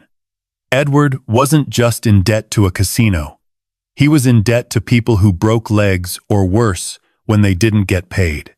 Had my father refused to pay? Had Edward, desperate and out of options, decided to accelerate his inheritance? I photographed the letter and kept searching. In the bottom drawer, hidden beneath a false panel that I discovered only by accident, I found a leather journal. My father's handwriting filled every page, dates, observations, suspicions. This was his investigation, his attempt to identify his own killer. I flipped to the most recent entries. March 15. Henry visited today, complained about hospital politics, asked about my heart medication, seemed very interested in the dosage. Noted. April 2. Edward requested a meeting, wanted to discuss restructuring the family trust, became agitated when I refused, left without saying goodbye. April 28. Grace called, drunk, accused me of ruining her life, said she would make me pay someday. Empty threat or genuine intent. May 10. Rose found inconsistencies in my pill bottles. Several tablets appeared slightly different in color. Sent samples for independent analysis. Waiting for results. The entries continued through the summer, becoming increasingly paranoid, increasingly desperate. My father had been living in fear, documenting every interaction, trusting no one. The final entry was dated 1 week before his death. I know who is doing this. I have the proof, but I can't believe it. I don't want to believe it. God help me. I don't know what to do. That was it. No name, no accusation, no resolution. Just the anguished cry of a man who had discovered something he couldn't accept. I photographed the journal pages, my hands trembling. My father had known. He had identified his killer before he died. The proof was somewhere in this house. I just had to find it. Then I heard the front door open, followed by Edward's voice calling for Margaret. He was back early. I moved quickly, returning the journal to its hiding place and closing the drawer. There was no time to escape through the door. I could hear Edward's footsteps in the hallway. Getting closer. The window. I crossed the room in 3 strides and slipped behind the heavy velvet curtains just as the study door opened. Through a gap in the fabric, I watched Edward enter, his tennis clothes replaced by a business suit. His phone was pressed to his ear. I understand the situation, he said, his voice tight with controlled anger. But I need more time. The estate is in probate. I can't access the funds until the will conditions are met. A pause. I could hear the faint buzz of a voice on the other end, too quiet to make out words. 2 weeks. That's all I'm asking. Once this ridiculous investigation is over, I'll have full access to the trust. You'll get your money. Another pause. Longer this time. That won't be necessary. Edward's voice dropped, taking on a desperate edge I had never heard before. I'm handling it. The situation is under control. Just give me 2 weeks. He ended the call and stood motionless for a moment, his back to me. Then he slammed his fist against the desk with a force that made me flinch. Damn you, father, he muttered. Damn you and your games. He crossed to the desk and unlocked a drawer, a different drawer than the ones I had searched. From it, he withdrew a thick folder and began rifling through the pages, his movements frantic. I couldn't see what was in the folder, but I could see his face. Whatever he was reading, it terrified him. After several minutes, he replaced the folder, locked the drawer, and left the study. I waited until I heard his footsteps fade down the hallway before emerging from behind the curtains. The drawer he had opened was secured with a combination lock, not a key. Margaret's master wouldn't help me here. I needed the combination, or I needed to find another way in. I examined the lock closely. It was a simple 3-digit model, the kind that could be cracked with patience and a good ear. I had learned the technique from a boyfriend in college, a reformed lockpicker who had taught me the basics during a particularly boring summer. It took me 20 minutes, but eventually I felt the final tumbler click into place. The drawer slid open. Inside was a single folder, thick with documents. I pulled it out and began to read. What I found made Edward's gambling debts look like pocket change. The documents detailed a systematic embezzlement scheme spanning 5 years. Money had been siphoned from Crawford Holdings through a series of shell companies, fake invoices, and fraudulent transactions. The total amount was staggering, just over $2 million. But the embezzler wasn't Edward. It was Henry, my golden brother, the perfect son, the respected cardiologist he had been stealing from our father for half a decade. The paper trail was meticulous, impossible to deny. Bank transfers, forged signatures, offshore accounts in the Cayman Islands. Henry had created an elaborate financial maze to hide his theft, but someone had unraveled it. My father. A handwritten note was clipped to the front of the folder, dated 3 months ago. Henry, I know what you've done. We need to talk. Come to the estate this weekend. Don't make me involve the authorities. Your father. So my father had discovered the embezzlement.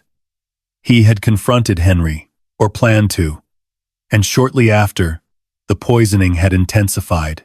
I photographed every page, my mind racing. Henry had motive. Henry had opportunity. Henry, as a cardiologist, had the medical knowledge to poison someone slowly and make it look like natural decline. But there was something that didn't fit. If Henry had killed our father to cover up the embezzlement, why hadn't he destroyed these documents? They were still here, in the study, waiting to be found. It was almost as if someone wanted them to be discovered, unless Henry didn't know they were here. Unless someone else had gathered this evidence, hidden it away, planning to use it at the right moment. Someone like Edward. I thought about my eldest brother, his gambling debts, his desperation. If Edward had discovered Henry's embezzlement, he could have used it as leverage. Blackmail, perhaps. A way to get money without exposing himself, or a way to frame Henry for murder. The pieces were starting to come together, but the picture they formed was more complicated than I had imagined. Multiple motives, multiple secrets, multiple people with reasons to want my father dead. I needed more evidence. I needed to find the proof my father had mentioned in his journal, and I was running out of time. I spent the next 2 days reviewing everything I had gathered, the financial documents, my father's journal, the letters from the garden. The evidence pointed in multiple directions, each path leading to a different sibling with a different motive. But evidence of motive wasn't evidence of murder. I needed something concrete. I needed to find how the poison had been administered. Rose had mentioned that my father's heart medication had been tampered with. Someone had been replacing his pills with counterfeits containing arsenic.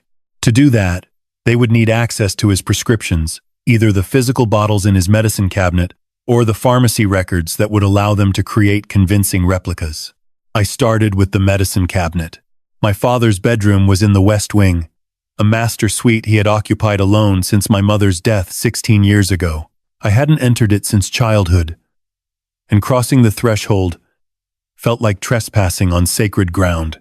The room was immaculate, preserved exactly as he had left it.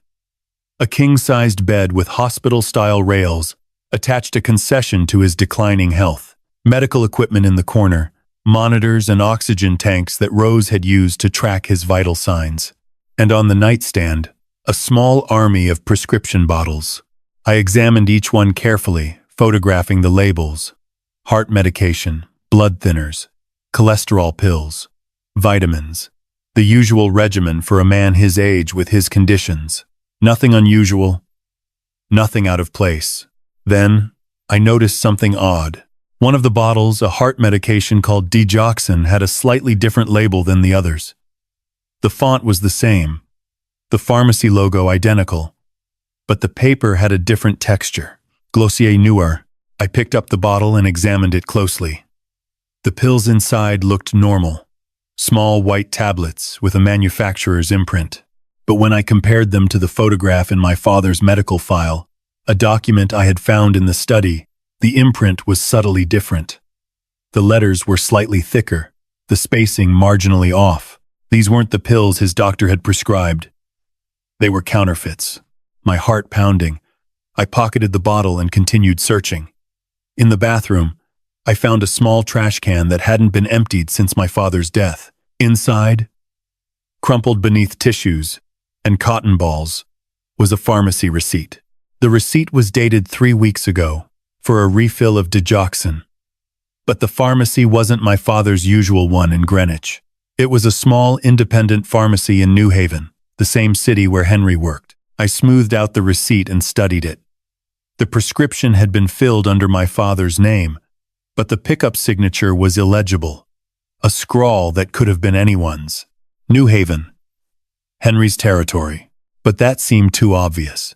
Henry was smart enough to know that filling a fraudulent prescription in his own city would point directly at him. Unless he was being framed. Unless someone wanted me to find exactly this evidence. I needed to verify who had actually picked up these pills. That meant visiting the pharmacy, showing them my father's death certificate, and hoping they would share their security footage. But first, I needed to check one more thing. I returned to the study. Edward was at the country club again, predictable as always, and searched for the file my father had mentioned in his journal, the one containing proof of his killer's identity. I looked everywhere. Every drawer, every cabinet, every hidden compartment I could find. I checked behind paintings, under rugs, inside hollowed-out books. Nothing. Then I remembered something from my childhood. My father had a safe, hidden behind his portrait above the fireplace. He had shown it to me once, when I was very young, making me promise never to tell anyone. "This is where I keep my most important secrets," he had said. "Someday, you might need to open it." I had forgotten about it completely. Until now. The portrait was heavy, mounted on hidden hinges that allowed it to swing away from the wall. Behind it, set into the stone, was a small steel safe with a digital keypad. 6 digits. I had no idea what the combination might be. I tried the obvious options first. My father's birthday, my mother's birthday, their anniversary, the founding date of Crawford Holdings. Nothing worked. Then, on impulse, I tried something else. My birthday, the 15th of March, 1997, 0315997. The safe clicked open. Inside was a single envelope, thick with documents. On the front, in my father's handwriting, were 2 words. For Lily, tôi xin lỗi về sự nhầm lẫn. Bạn nói đúng, tôi chưa gửi nội dung. Task 17 đầy đủ. Để tôi viết lại task 17 hoàn chỉnh cho bạn. Asterisk asterisk task 17. The confrontation. Asterisk asterisk. My hands trembled as I opened the envelope. Inside were 3 items. A letter addressed to me, a USB drive, and a stack of photographs. My dearest Lily, if you're reading this, then I am gone. And you have found what I hoped you would find. I always knew you were the one who would uncover the truth. Not because you're the smartest or the most ambitious, your brothers would claim those titles, but because you're the only one who sees clearly. You never wanted anything from me except honesty, and I failed to give you that. I'm sorry for everything. The evidence in this envelope will tell you who killed me. I gathered it over the past 6 months, hoping I was wrong, praying I was wrong. But the proof is undeniable. I couldn't bring myself to act on it, perhaps because I'm a coward. Perhaps because confronting the truth would have destroyed what little remained of our family. So, I'm leaving it to you. Do with it what you will. Expose the killer or bury the secret forever. The choice is yours. There's something else you need to know. Something about Rose Chen. Watch the second video on this drive before you make any decisions. It will explain everything. I love you, Lily. I know I never said it enough. I know I never showed it the way you needed. But you were always my favorite, not because of your achievements, but because of your heart. You reminded me of your mother. You reminded me of who I could have been. Forgive me. Your father, William. Tears streamed down my face as I set aside the letter. My father had loved me. He had believed in me. And now, from beyond the grave, he was trusting me with the most important decision of all. I picked up the photographs and spread them across the desk.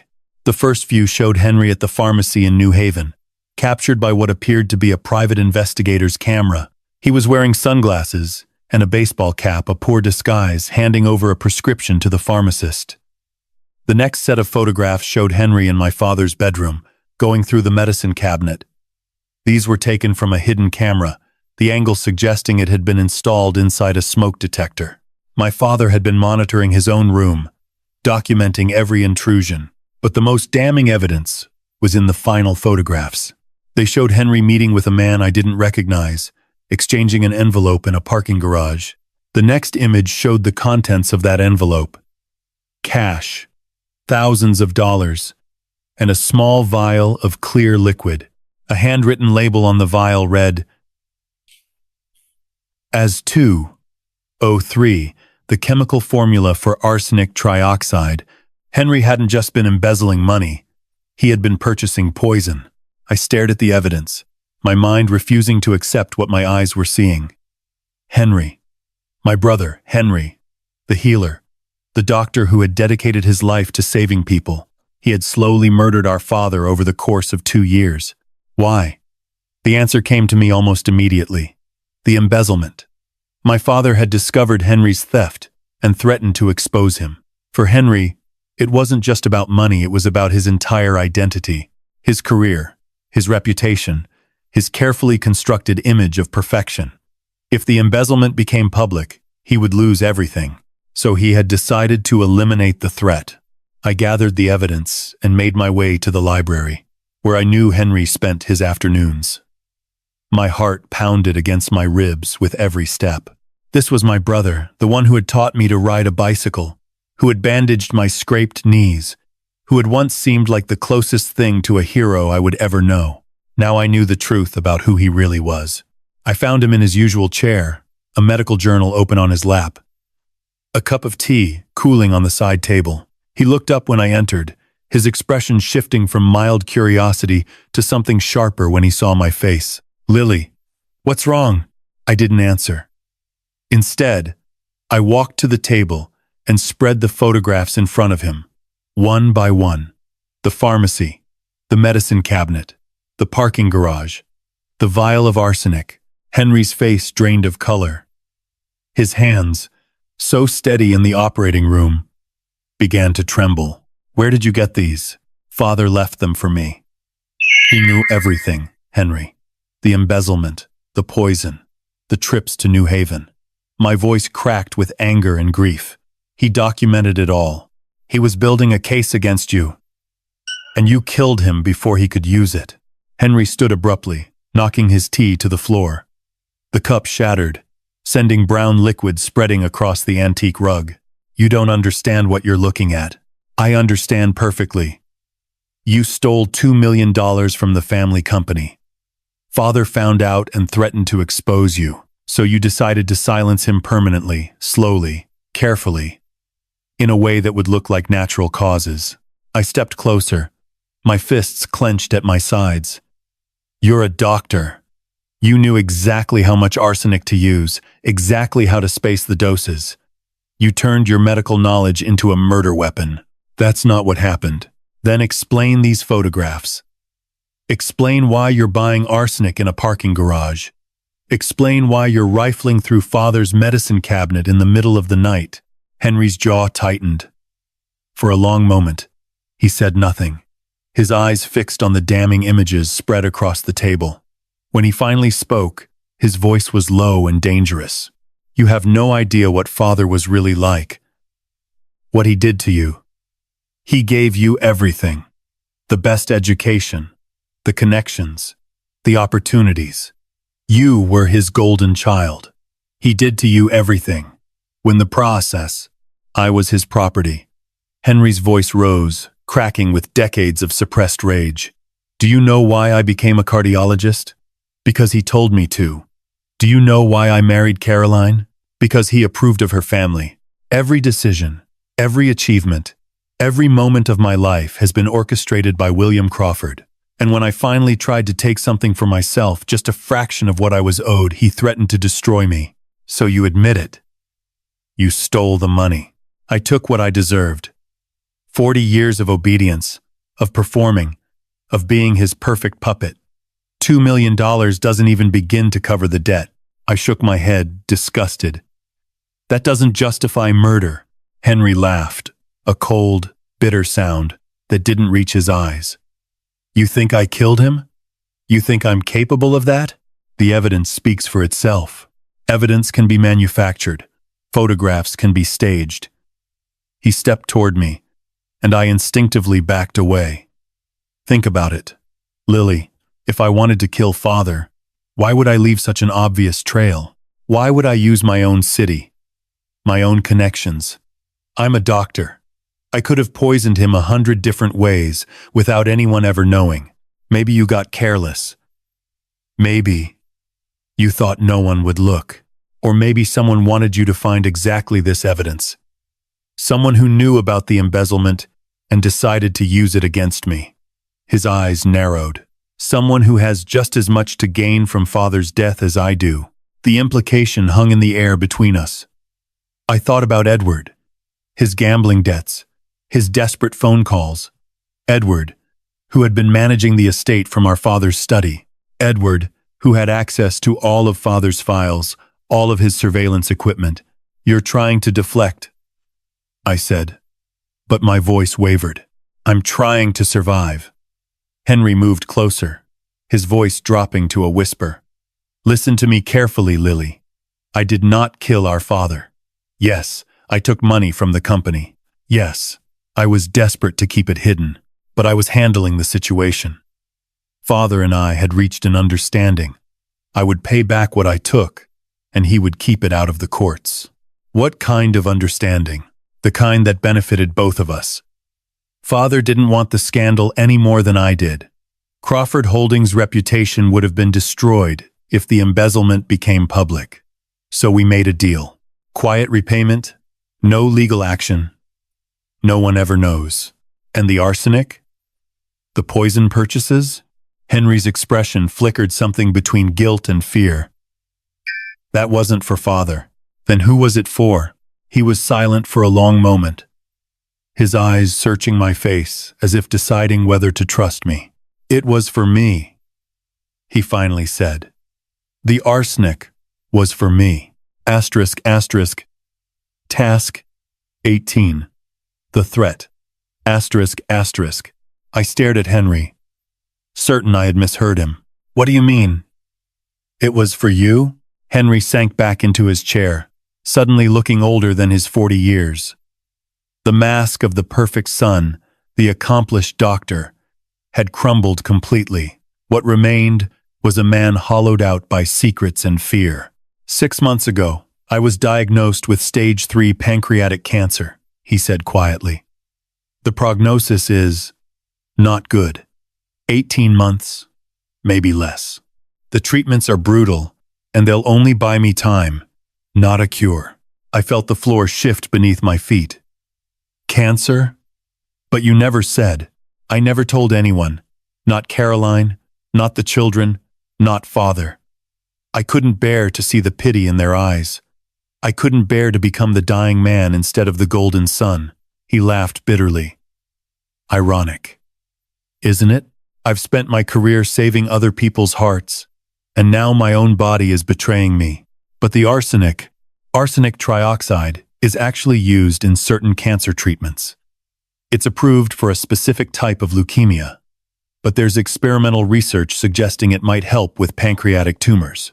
I was desperate enough to try anything. He gestured at the photographs. That man in the parking garage isn't a poison dealer. He's a researcher at Yale, who's been supplying me with experimental compounds off the books. I didn't know what to believe. Henry had always been a skilled manipulator, able to talk his way out of any situation. Was this confession genuine? Or another layer of deception? If that's true, why were you going through Father's medicine cabinet? Henry's expression darkened. Because I suspected someone was tampering with his medications. I was trying to find proof. You suspected someone else? Father told me about the toxicology results. He was convinced one of us was poisoning him, and he asked me as a doctor to help him figure out how. I examined his pills, compared them to legitimate samples, and confirmed that some had been replaced with counterfeits. He met my eyes. But I never identified who was doing the replacing. The trail went cold. I thought about the pharmacy receipt I had found, the one from New Haven with the illegible signature. The prescription from the New Haven pharmacy. If you didn't fill it, who did? I don't know. Someone who knew my connection to that area. Someone who wanted to frame me. Henry leaned forward, his voice urgent. Lily, think about who benefits most from pointing the finger at me. Who has access to Father's surveillance equipment? Who has been controlling the flow of information since the will reading? Edward. Everything kept circling back to Edward. But Edward's in debt, I said. He needs the inheritance to pay off his creditors. Why would he risk losing everything by committing murder? Because he's not risking anything I am.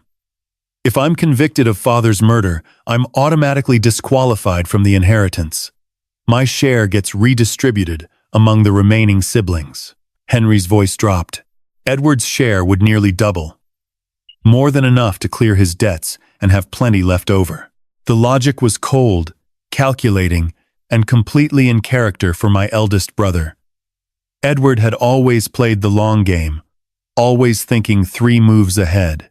There's something else, Henry continued. Something I haven't told anyone. The night before Father died, I received a text message from an unknown number. It said, I know what you did. Pay $500,000 by the end of the month, or everyone finds out. Blackmail? I assumed it was about the embezzlement. I was terrified. I thought Father had changed his mind about our arrangement and was trying to squeeze more money out of me. But now I think the message came from someone else. Someone who had discovered the theft and planned to use it as leverage. Did you pay? Henry shook his head. I didn't have that kind of money readily available. All my assets are tied up in the house, the practice, the children's education funds. I was scrambling to liquidate when Father died. His voice cracked, and then suddenly it didn't matter anymore. The blackmailer went silent. The threat disappeared. Because the blackmailer had gotten what they really wanted, I realized. Not money control. The ability to manipulate the investigation, to point suspicion in whatever direction served their purposes. Henry, I said slowly. If you're telling the truth, if you didn't kill Father, then we need to work together. We need to find the real evidence before Edward destroys it. You believe me? I hesitated. Part of me still saw my brother as a suspect, the embezzler, the liar, the man who had purchased arsenic in a parking garage. But another part saw something else. A dying man fighting for his legacy, desperate to clear his name before time ran out. I believe you deserve the chance to prove your innocence, I said finally. But if I find out you've lied to me about any of this, you won't. Henry stood and crossed to where I stood, placing his hands on my shoulders. His grip was firm but gentle, the touch of a doctor offering comfort. I may have made mistakes, Lily, terrible mistakes. But I didn't kill our father. Help me prove it. And I'll help you find whoever did. Before I could respond, the library door burst open. Edward stood in the doorway, his face flushed with rage, a sheaf of papers clutched in his fist. "You think I don't know what you've been doing?" he snarled, his eyes fixed on me. "Going through Father's study, stealing documents, turning my own family against me?" He stepped into the room, and I saw something in his hand that made my blood run cold. A gun. "It's time we had a real family meeting," Edward said, his voice deadly calm. "And this time, everyone is going to tell the truth." Asterisk, asterisk, task 19. The ally. Asterisk, asterisk. The gun was a sleek black pistol, the kind I had only ever seen in movies. In Edward's manicured hand, it looked obscene, a tool of violence wielded by a man who had never done anything more dangerous than play tennis. "Edward," Henry said, his voice carefully controlled, "put that down. Whatever you think is happening here, shut up." Edward's eyes never left my face. "I know exactly what's happening. Little sister has been playing detective, digging through Father's files, gathering evidence to use against us. Against me. I'm trying to find the truth," I said, forcing my voice to remain steady. "That's what Father wanted. That's why he left the conditions in his will. Father's will is a joke, a final manipulation from beyond the grave, designed to tear this family apart." Edward gestured with the gun toward the chairs. "Sit down, both of you. Now." We sat. Edward began pacing, the gun swinging loosely at his side. He looked unhinged, his usual composure shattered by whatever demons were driving him. "You think I don't know about the surveillance?" he said. "Father had cameras everywhere, recording everything, building his little case files on each of us, documenting our weaknesses to use as leverage." He laughed bitterly. The old man never trusted anyone, not even his own children. "Edward, whatever you've done," I began. "What I've done?" He whirled to face me. "What about what Father did? What about the way he controlled us, manipulated us, pitted us against each other our entire lives? You were the lucky one, Lily. You escaped.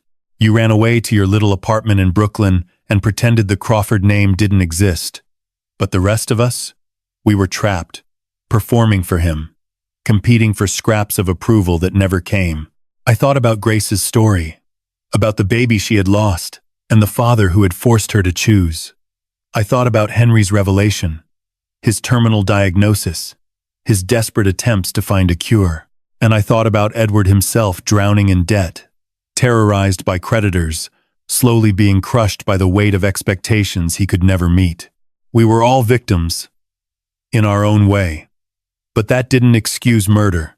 And the Place Commune, did you kill him? I asked quietly. Did you poison Father to get the inheritance? Edward stopped pacing. For a long moment, he was silent, staring at some point beyond the library walls. I should have, he finally said. God knows I had reason enough. But no, I didn't kill him. He turned to look at me, and I saw something unexpected in his eyes. Not guilt, not fear, grief. I loved him, Lily.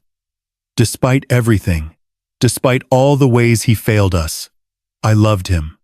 I spent my entire life trying to earn his approval, trying to prove I was worthy of being his heir.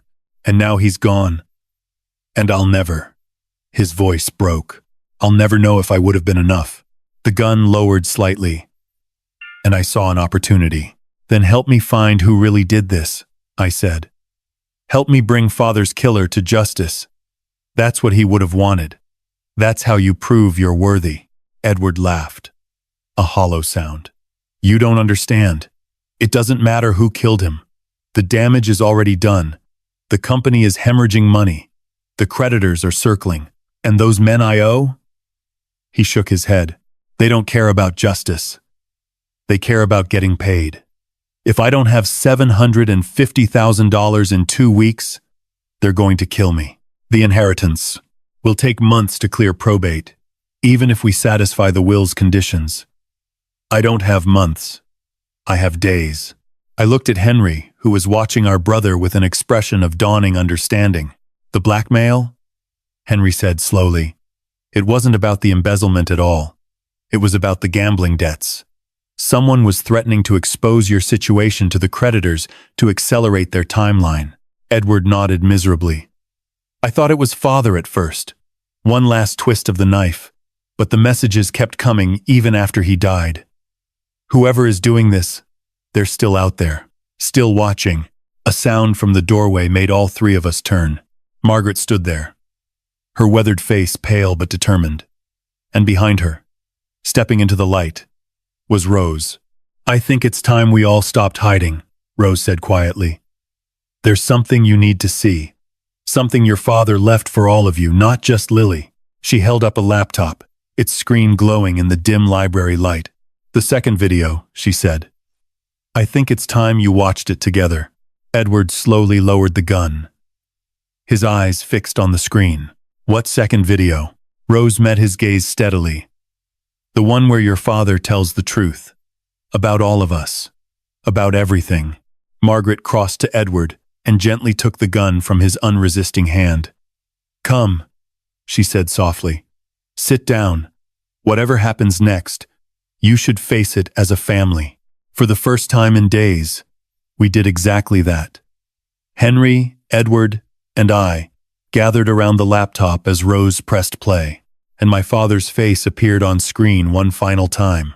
Asterisk, asterisk, task, 20, the trap, asterisk, asterisk. My father looked different in this video. The harsh accusation from the first recording was gone, replaced by something softer, wearier. He sat in the same chair, in the same study, but the lighting was gentler, and his voice carried a tremor I hadn't noticed before. If you're watching this, he began, then my children have gathered together, as I hoped they would. This video was meant to be played only when all four of you were present, truly present, not just in the same room, but working together toward a common goal. He paused, taking a labored breath. I lied to you. In the first video, I said one of you poisoned me. That was partially true. Someone has been slowly killing me for the past 2 years, but I've always known who it was. I've known since the beginning. Edward stiffened beside me. Henry leaned forward, his medical training evident in the way he studied our father's pallid complexion. The person who poisoned me is not in this room, my father continued. It was never any of you. The conditions of my will, the 14-day investigation, the requirement that you stay together, that was never about finding a killer. It was about something else entirely. Rose pressed pause, her face unreadable. There's more, she said. But before you watch the rest, you need to understand something. Your father planned this, all of it. The accusations, the suspicion, the way you've been tearing each other apart. He wanted you to reach this moment. This exact moment, when you were forced to confront each other's secrets. Why? Grace's voice came from behind us. I turned to see her standing in the doorway, her face streaked with tears. She must have heard everything from the hallway. Why would he do that to us? Because he was trying to save you, Rose said softly. In his own twisted way, he was trying to bring you back together. She pressed play again. I've watched my children drift apart over the years, my father said on screen. I've watched you become strangers, competitors, enemies, and I know, God help me, I know that much of it was my fault. I pitted you against each other. I used your weaknesses as leverage. I withheld love and approval because I thought it would make you stronger. He closed his eyes briefly. I was wrong.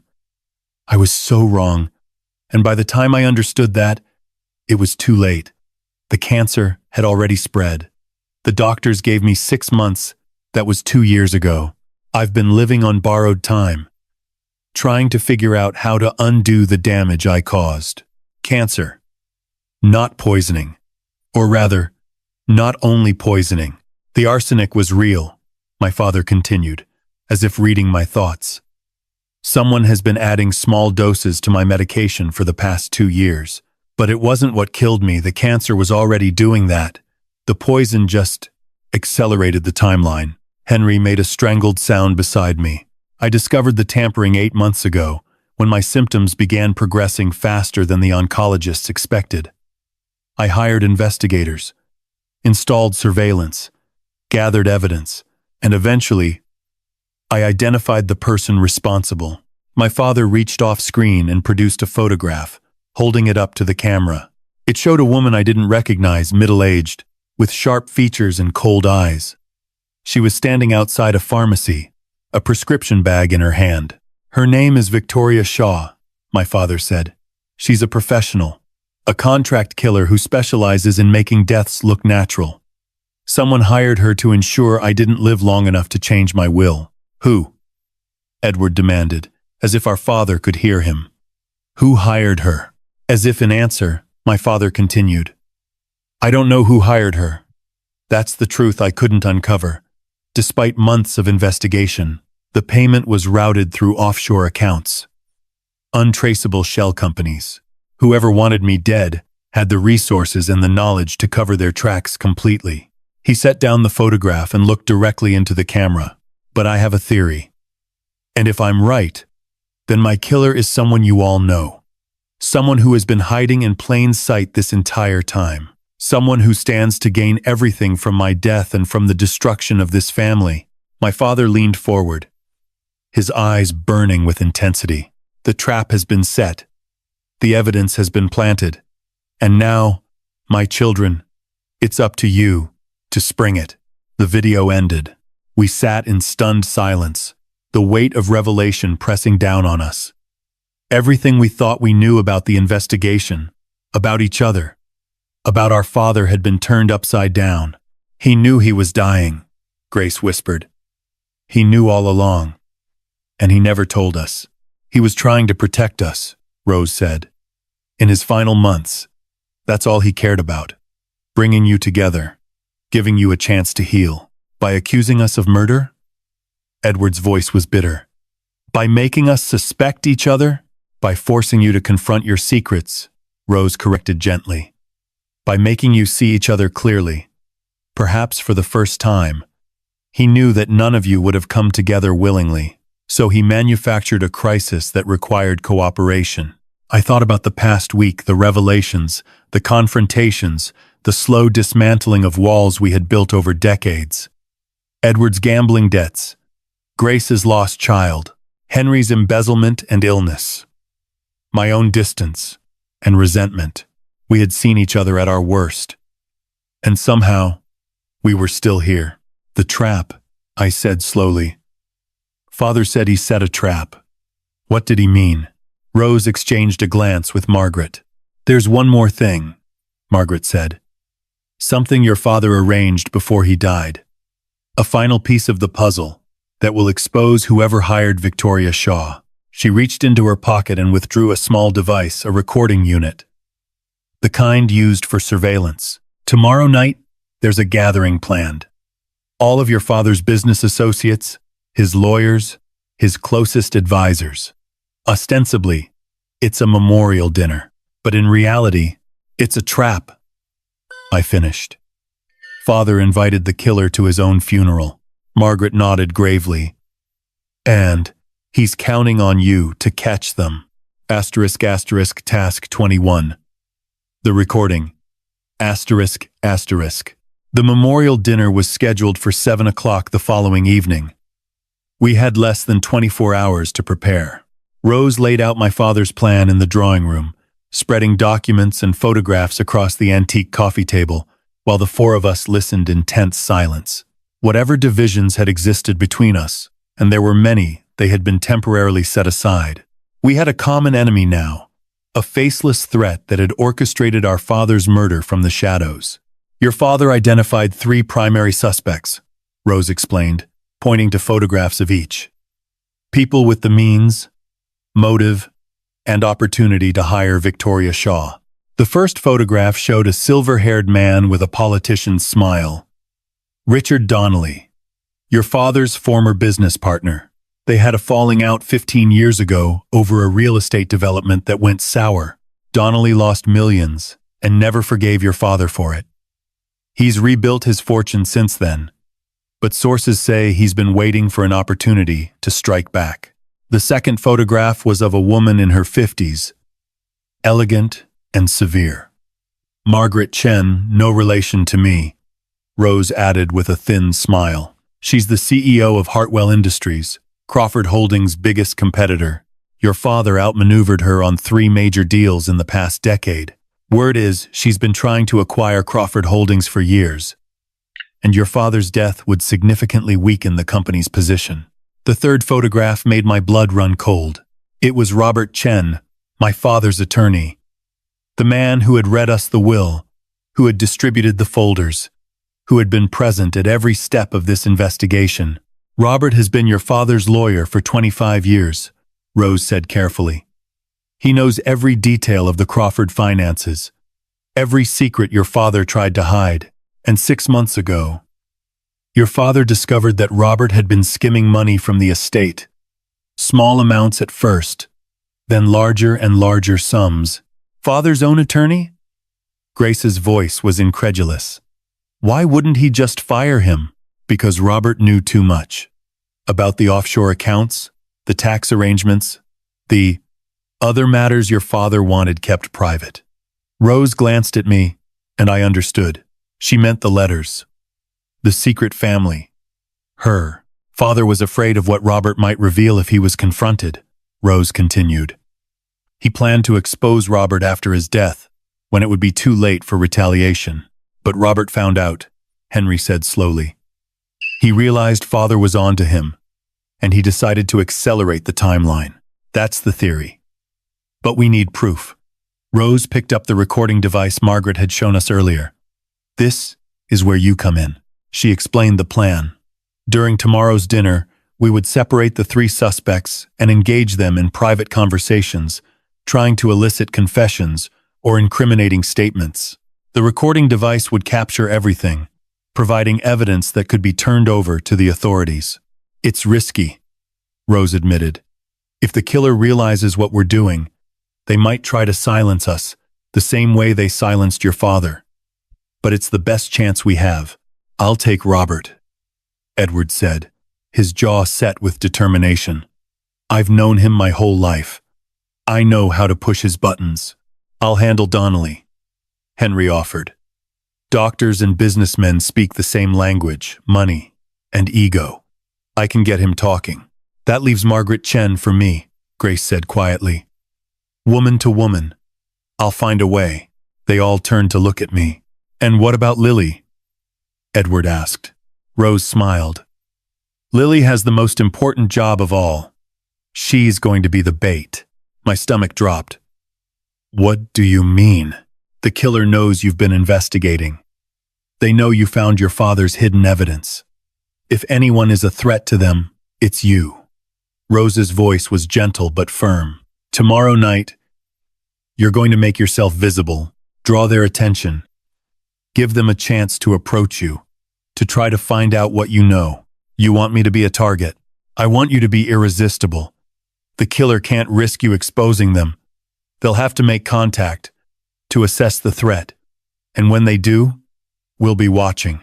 I thought about Victoria Shaw, the professional killer who had been slowly poisoning my father for 2 years. I thought about the cold efficiency required to end a man's life 1 pill at a time. And I thought about what that same person might do to me if they felt cornered. I'll do it, I said. Rose nodded.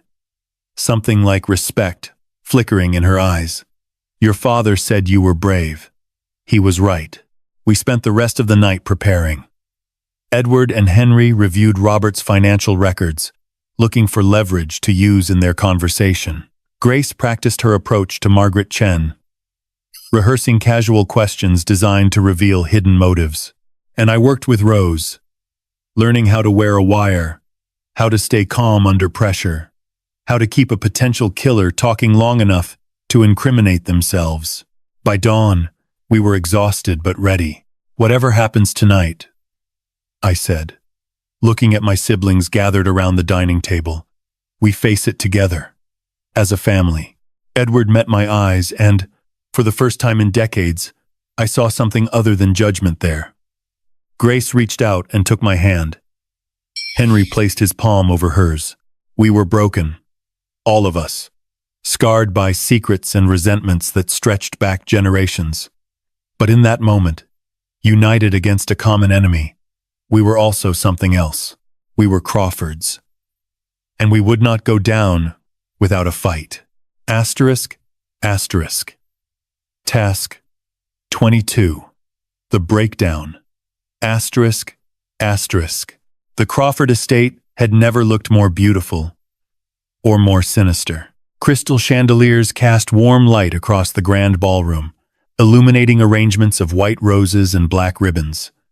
A string quartet played softly in the corner, filling the space with melancholy elegance. Servers in crisp uniforms circulated with champagne and canapes, their faces professionally blank. Nearly 100 guests had gathered to honor the memory of William Crawford. Business associates in tailored suits, society matrons dripping with diamonds, politicians who had benefited from my father's generous donations. They mingled and murmured, exchanging stories about the great man while carefully avoiding any mention of the circumstances surrounding his death. I stood near the fireplace, a glass of untouched champagne in my hand, watching the crowd with predator's eyes. Somewhere in this room was the person who had ordered my father's murder. Somewhere behind one of these polished smiles lurked a killer. The wire taped beneath my dress itched against my skin, a constant reminder of the danger I was walking into. Rose was monitoring from the security room upstairs, while Margaret coordinated with the rest of my siblings. We had one chance to get this right. Richard Donnelly arrived at 7:15, his silver hair gleaming, his handshake firm and practiced. Henry intercepted him near the bar, and I watched them drift toward a quiet corner, their heads bent together in conversation. Margaret Chen appeared shortly after, stunning in a black Chanel dress that probably cost more than my annual income. Grace approached her with a glass of wine and a sympathetic smile, and soon they were deep in discussion about the challenges of being a woman in a male-dominated industry. But it was Robert Chen who held my attention. My father's attorney stood alone near the portrait of William Crawford, studying it with an expression I couldn't quite read. Grief? He looked older than he had at the will reading, as if the past 2 weeks had aged him years. I made my way toward him, my heart pounding beneath the concealed microphone. Mr. Chen, thank you for coming. He turned, and something flickered in his eyes when he saw me. Surprise? Fear? It vanished before I could identify it, replaced by professional sympathy. Lily, how are you holding up? As well as can be expected, given the circumstances. I positioned myself beside him, facing the portrait. It's strange, seeing all these people who claim to have loved my father. I wonder how many of them actually knew him. William was a complicated man. He showed different faces to different people. Did he show you his true face? After 25 years? Robert's jaw tightened almost imperceptibly. I like to think so. We had a relationship built on trust. Trust. I let the word hang in the air. That's interesting, because I've been going through my father's files, and I found some things that suggest maybe that trust wasn't as solid as you thought. The change in Robert's demeanor was subtle but unmistakable. His shoulders stiffened. His fingers tightened around his glass. What kind of things? Financial records, transaction histories, evidence of irregularities in the estate accounts. I turned to face him directly. Evidence that someone has been stealing from my father for years. Robert's face went pale, then red, then pale again. I don't know what you're implying. I'm not implying anything. I'm stating facts. I kept my voice low, conversational, aware of the microphone capturing every word. My father knew. Robert, he knew what you were doing. He documented everything. This is absurd. I've dedicated my career to protecting this family's interests. You've dedicated your career to protecting yourself. And when my father threatened to expose you, you decided to eliminate the threat. Robert's composure cracked. He grabbed my arm, his fingers digging in painfully, and pulled me toward a side door. Not here, he hissed.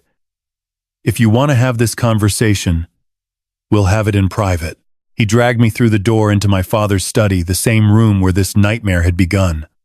The click of the lock behind us sent a chill down my spine. "You foolish girl," Robert said, his voice trembling with barely contained rage. "You have no idea what you're dealing with." "Then enlighten me." He began to pace, running his hands through his thinning hair. "Yes, I took money from the estate. A few thousand here and there, nothing your father would miss. I earned it 25 years of cleaning up his messes, hiding his secrets, protecting him from the consequences of his own actions. That doesn't justify theft. Or murder." Robert laughed, a wild, desperate sound. "Murder? You think I killed William?" He stopped pacing and turned to face me. "I would never have harmed him. He was my meal ticket, my golden goose. Why would I kill the man who made me rich? Because he found out what you were doing. Because he was going to expose you. He wasn't going to expose anyone."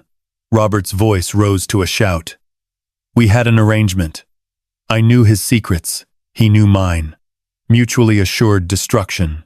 Neither of us could afford to turn on the other." "What secrets? What did you know about my father that was worth protecting?" Robert's eyes darted to the door, then back to me. When he spoke again, his voice was barely above a whisper. "The girl, Rose. I know who she really is." My blood ran cold. "What do you mean?" "I handled the paperwork when William set up the trust fund for her mother. I processed the payments, the legal documents, the birth certificate." Robert's smile was bitter. "I've known about his illegitimate daughter for 35 years, and I've kept that secret, even when it would have benefited me to reveal it, because William promised me I would be taken care of. In his will, in his legacy, I was supposed to be rewarded for my loyalty." His voice cracked. "But then, he changed everything. The video, the conditions, the investigation. Suddenly my future depended on a bunch of squabbling siblings figuring out who killed him. And I knew that if the truth came out, I would be the obvious suspect." "So you are the killer." "No!" Robert slammed his fist against the desk. "I didn't kill him, but I know who did. I've known from the beginning." The door burst open. Edward stood in the doorway, flanked by Henry and Grace. Behind them, I could see Rose holding her phone, the recording app still running. "Then tell us," Edward said coldly. "Tell us who killed our father." Robert looked at us, 4 siblings united against him, and his resistance crumbled. "It was Victoria Shaw," he said, his voice hollow. "A professional. Someone hired her to poison William slowly, to make it look like natural causes." "Who hired her?" Robert closed his eyes. "I did." The confession hung in the air like poison. "But not to kill him," Robert continued desperately. "Just to make him sick. Just to buy time while I covered my tracks. I never meant for him to die. I just needed more time." "You hired someone to poison our father," Grace said, her voice shaking with rage. "And you expect us to believe you didn't mean to kill him? It was supposed to be temporary. Victoria was only supposed to make him weak enough that he couldn't investigate. But then his cancer, I didn't know about the cancer. The combination of the poison and the disease." Robert's voice broke. "It was never supposed to go this far." I felt sick. All of this, the accusations, the suspicion, the family torn apart because of a lawyer's greed and cowardice. "Robert Chen," Edward said formally, "you're under arrest for the murder of William Crawford. You can't arrest me. You're not police." "No," came a new voice from the doorway. "But I am." Detective Sarah Walsh stepped into the room, badge in hand, followed by 2 uniformed officers. "Robert Chen, you have the right to remain silent. Anything you say can and will be used against you in a court of law." As they led him away in handcuffs, I felt my knees give way. Henry caught me before I hit the ground. "It's over," he said softly. "It's finally over." But looking at my siblings, at the secrets still unspoken, the wounds still unhealed, I knew that it was only the beginning. Asterisk, asterisk. Task 23. The police. Asterisk, asterisk. The Crawford estate transformed into a crime scene within the hour. Police vehicles lined the circular driveway, their red and blue lights casting eerie shadows across the manicured lawn. Officers moved through the house with quiet efficiency, collecting evidence, taking photographs, interviewing guests who had witnessed Robert's dramatic arrest. Detective Sarah Walsh commandeered my father's study as her temporary headquarters. She was a tall woman in her 50s, with steel gray hair pulled back in a severe bun and sharp blue eyes that missed nothing. I had the distinct impression that she had seen every kind of human depravity and was no longer capable of being surprised. We sat across from her, Edward, Grace, Henry, and I, exhausted and shell-shocked, still processing the events of the evening. Rose stood near the window, her arms crossed, her face unreadable. "Let me make sure I understand," Detective Walsh said, reviewing her notes. "Your father, William Crawford, was being poisoned over a period of 2 years. He discovered this, conducted his own investigation, and identified Robert Chen as the person who hired the poisoner, a professional named Victoria Shaw." "That's correct," Edward said, "but rather than report this to the police, he chose to stage an elaborate deception, accusing his own children of murder and forcing them to conduct their own investigation. Our father was unconventional," Henry offered. "Unconventional is one word for it." Walsh's tone was dry. "Reckless and potentially illegal are others. You're all aware that conducting an amateur investigation, concealing evidence, and failing to report a crime are serious offenses?" Grace paled. "We didn't know. Save it." Walsh held up a hand. "I'm not interested in prosecuting grieving children for following their father's wishes, but I need to understand the full picture before I can close this case." She turned to Rose. "And you are?" "Rose Chen. I was Mr. Crawford's private nurse for the past 3 years. Any relation to Robert Chen?" Walsh studied Rose for a long moment, her expression thoughtful. "The recording Miss Crawford obtained captures Robert Chen admitting to hiring Victoria Shaw. He claims he only intended to make William Crawford ill, not kill him. Do you believe that?" I thought about Robert's face when he confessed, the desperation, the fear, the genuine shock when confronted with the consequences of his actions. "I think he's telling the truth about his intentions," I said slowly. "But I also think he's responsible for my father's death, regardless of what he meant to happen.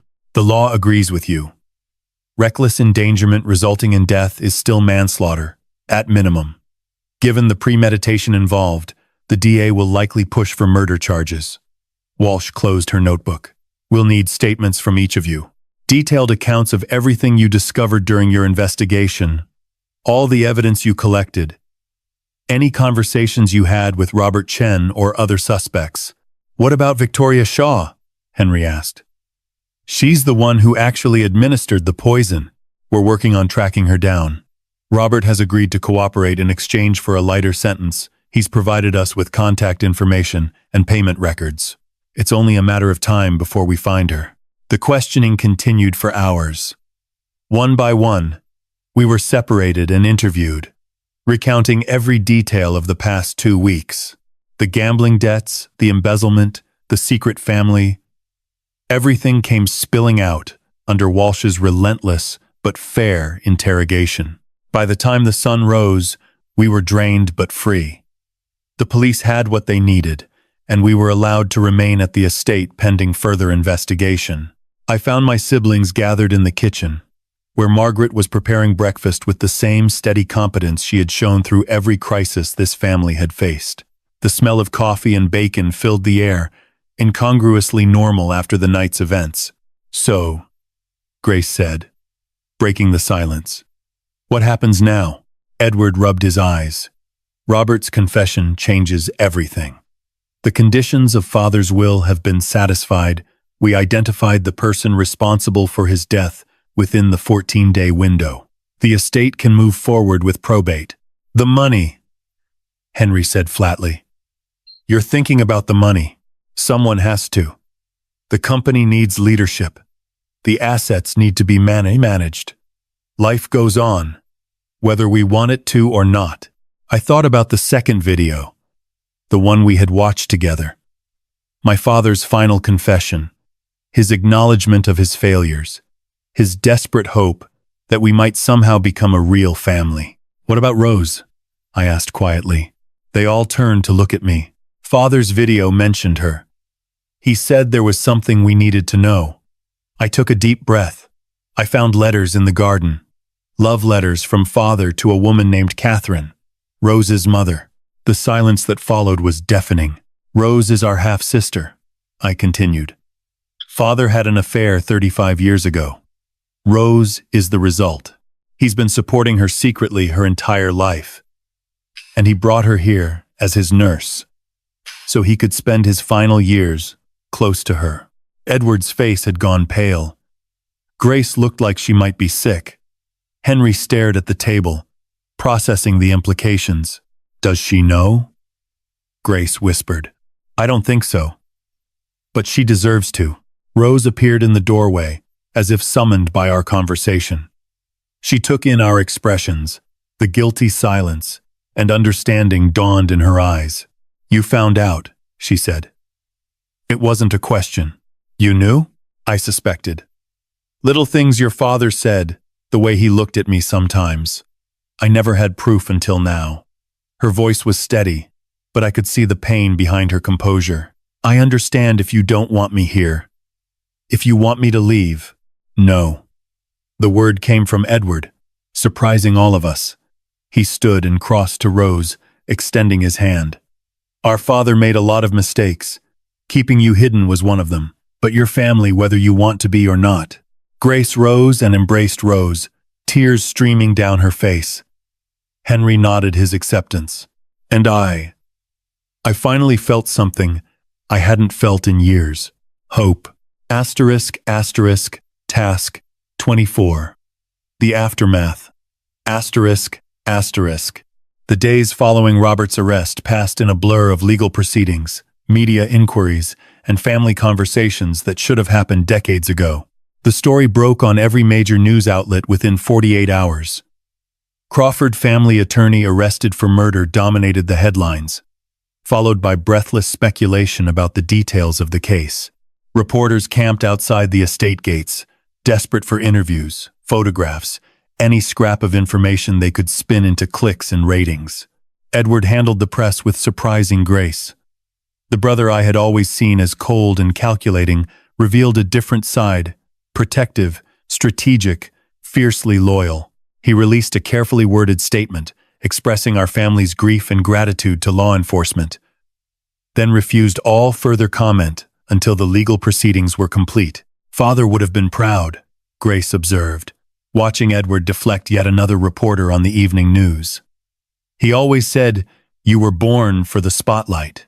I was born for a lot of things I never wanted, Edward replied quietly. But protecting this family? That I can do. The police located Victoria Shaw 4 days after Robert's arrest. She was hiding in a rented apartment in Newark, preparing to flee the country. The evidence against her was overwhelming: financial records, text messages, even a journal documenting her methods. She confessed in exchange for life imprisonment rather than the death penalty, providing testimony that would ensure Robert Chen spent the rest of his life behind bars. She was cold, Detective Walsh told us during her final visit to the estate. Professional to the end. Said she had no personal feelings about your father, he was just another job. The poison was administered through his heart medication. Exactly as you suspected. Small doses, carefully calibrated to mimic natural decline. Did she know he had cancer? I asked. She claims she didn't. Says she was as surprised as anyone when he died faster than expected. Walsh shook her head. Not that it matters legally. She's responsible for his death regardless of the timeline. With the criminal case resolved, attention turned to the estate. Robert Chen's arrest had voided any claim he might have had to executor privileges. A new attorney, one vetted extensively by Edward and Henry, took over the probate process. The 14-day condition had been satisfied, which meant the will could proceed as written. But there was still the matter of Rose. My father's second video had hinted at additional provisions, revelations that would be made only after the investigation concluded. Robert had told us he knew about Rose's parentage, that he had handled the paperwork for her trust fund. Now, with Robert in custody and the truth exposed, we needed to understand exactly what my father had intended. The answer came in a sealed addendum to the will, delivered by the new attorney on the 12th day of our confinement. This document was to be opened only if the conditions of the primary will were satisfied, the attorney explained, handing Edward a thick envelope. Mr. Crawford was very specific about the timing. We gathered in the library, all 5 of us now, Rose included, as Edward broke the seal and began to read aloud. To my children, Edward, Grace, Henry, and Lily, and to Rose, the daughter I was too cowardly to acknowledge in life. If you are reading this, then you have succeeded where I failed. You have found the truth, and you have found each other. I have spent my life building an empire of wealth and power, believing that these things mattered. I was wrong. The only thing that matters is family, not the name, not the legacy, but the people who share your blood and your history. I forgot that, and you all suffered for my blindness. This addendum modifies my will as follows. Rose Chen, my biological daughter, is hereby acknowledged as a legal heir to the Crawford estate. She is entitled to an equal share of all assets, to be distributed alongside her siblings. The estate shall be divided into 5 equal portions of 20% each. No conditions, no competitions, no games. You have earned this inheritance through your courage and your unity. Additionally, I have established the Catherine Crawford Foundation, named for your mother, Lily, and for yours, Rose, to support arts education and family reunification programs. 10% of the total estate value has been set aside for this purpose. Finally, I ask only one thing of you. Stay together. Not because I demand it, but because you deserve to know each other as I never allowed you to. You are stronger together than any of you are alone. I learned that lesson too late. Don't make the same mistake. With all my love and all my regret, your father, William Crawford. Silence fell over the room. 20% of $300 million was $60 million each. Life-changing wealth, more than any of us had ever dreamed of possessing. But in that moment, the money felt almost secondary to the words that accompanied it. Stay together. Rose was crying silently, tears streaming down her face. Grace put an arm around her shoulders. Edward stared at the document in his hands, his expression unreadable. He acknowledged me, Rose whispered. After 35 years of hiding, he finally acknowledged me. He did more than that, Henry said quietly. He made you one of us. Legally, publicly, permanently. I thought about my father, the man I had spent so long resenting, so long trying to escape. He had been cold, controlling, emotionally unavailable. He had made terrible mistakes and hurt everyone who loved him. But in the end, he had tried to make things right. He had used his death as an opportunity to bring us together, to force us to see each other clearly, to give us the family we had always deserved. It wasn't redemption. Nothing could undo the damage he had caused. But it was something. It was a beginning. Asterisk, asterisk, task 25. The second video. Asterisk, asterisk. That evening, after the lawyers had left and the house had settled into an unfamiliar quiet, Rose asked us to gather one final time. There's something else, she said, holding up the USB drive that had been included with the addendum. Your father left another video. The attorney said it was meant to be watched after the will modification was read. We assembled in the study, the same room where this journey had begun, where my father's first video had torn our family apart with accusations of murder. Now, 2 weeks later, we sat together as something closer to a family than we had ever been. Rose inserted the drive into the laptop, and my father's face appeared on screen once more. He looked different in this recording. Thinner, weaker, clearly filmed in his final days. But there was a peace in his eyes that I had never seen before, an acceptance of what was coming, and perhaps of who he had been.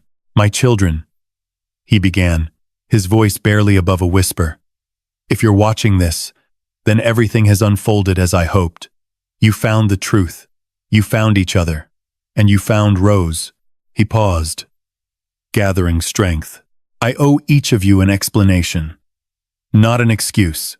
There is no excuse for the father I was, but an explanation of why I did the things I did. Why I was so cold, so controlling, so incapable of showing love. He closed his eyes briefly. When I was young, my own father taught me that emotion was weakness, that love was a liability, that the only way to succeed in this world was to put aside sentiment and focus on power. I believed him. I built my empire on that foundation. And I raised you the same way. Edward. My father looked directly into the camera. I pushed you to be perfect because I saw myself in you. Every criticism, every impossible standard, it was my own fear of failure projected onto you. You deserved a father who celebrated your achievements instead of constantly demanding more. I'm sorry. Edward's jaw tightened. But he didn't look away from the screen. Grace. My father's voice softened. What I did to you, the choice I forced you to make, was unforgivable. I told myself I was protecting the family reputation. But the truth is, I was protecting my own pride. I couldn't bear the thought of scandal, of whispers, of anything that might tarnish the Crawford name. I sacrificed your happiness for my vanity, and I've regretted it every day since. Grace was crying openly now. Her hand pressed to her mouth. Henry. A pause. I know about the money. I've known for years. Part of me was angry, but a larger part understood. You took what you felt you were owed. What you felt I had denied you through a lifetime of impossible expectations. I don't condone what you did, but I understand it, and I forgive you. Henry bowed his head, his shoulders shaking. Lily. My father's eyes seemed to find mine through the screen. My little artist. My dreamer. I was harder on you than anyone because you reminded me of what I could have been if I had made different choices. Your mother saw the world in colors and possibilities. So do you. I tried to crush that out of you because I was afraid. Afraid that you would be hurt the way she was. Afraid that your sensitivity would be used against you. I was wrong. Your heart is your greatest strength. Never let anyone tell you otherwise. Tears streamed down my face. But I didn't wipe them away. And Rose. My father's voice cracked. My secret daughter. My greatest shame and my deepest love. Your mother, Catherine, was the love of my life. When I met her, I was already trapped in a marriage of convenience, already building the empire that would consume me. I couldn't leave. I couldn't give her the life she deserved. So I kept her hidden. Kept you hidden. He took a shuddering breath. It wasn't. It was cowardice.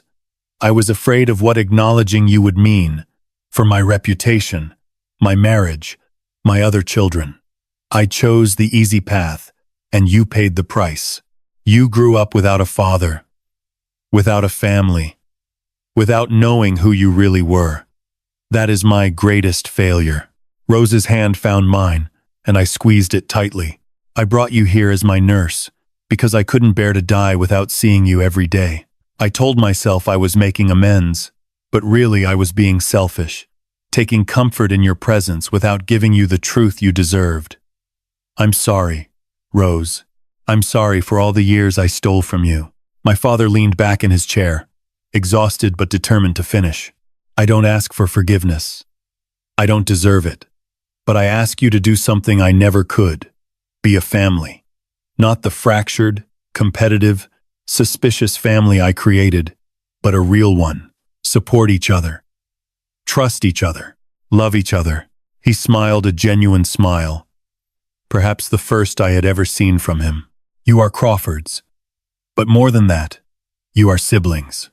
You share blood, history, and now you share the truth. Use this inheritance not to build walls, but to build bridges. Honor your mothers, Catherine, and the other Catherine, both of whom deserved better than I gave them. Honor each other.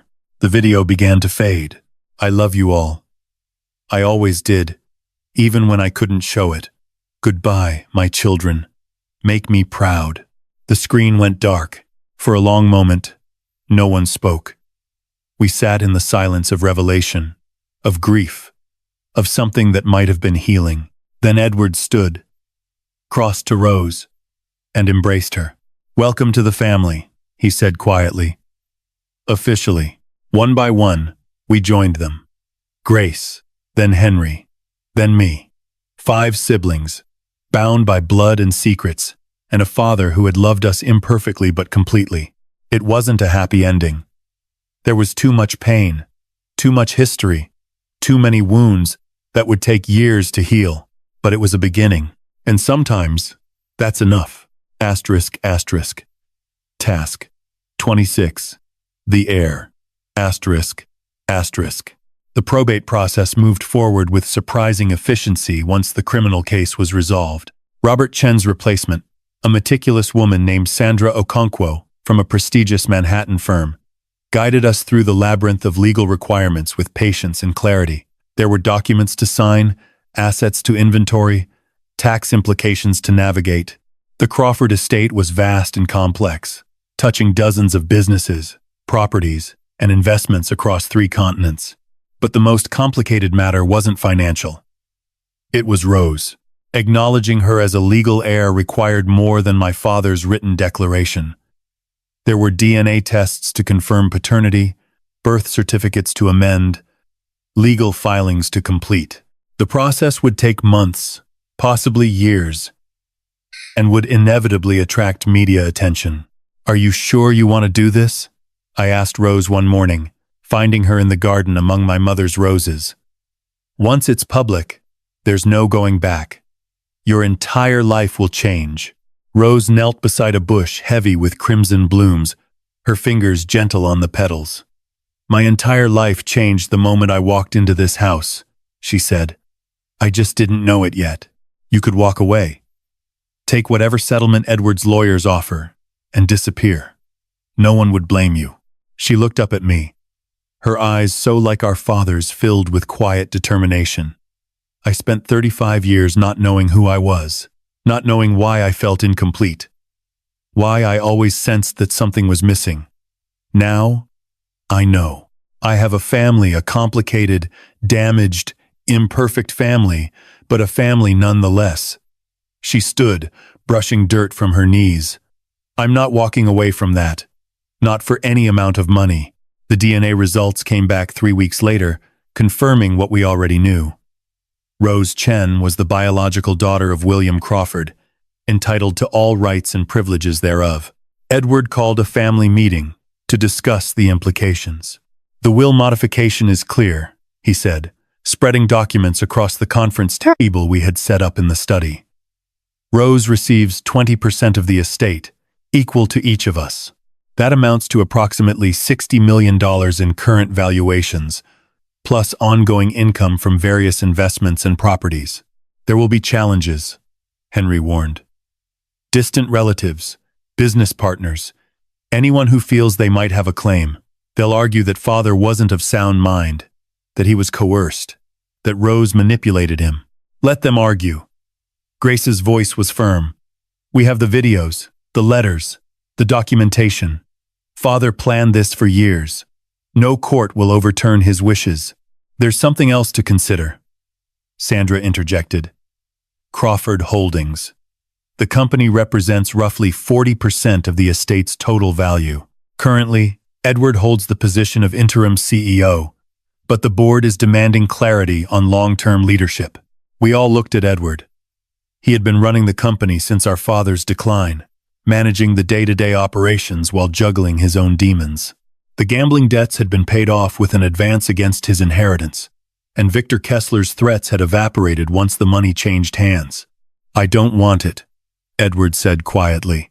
The admission shocked everyone. "I've spent my entire life trying to fill father's shoes," he continued.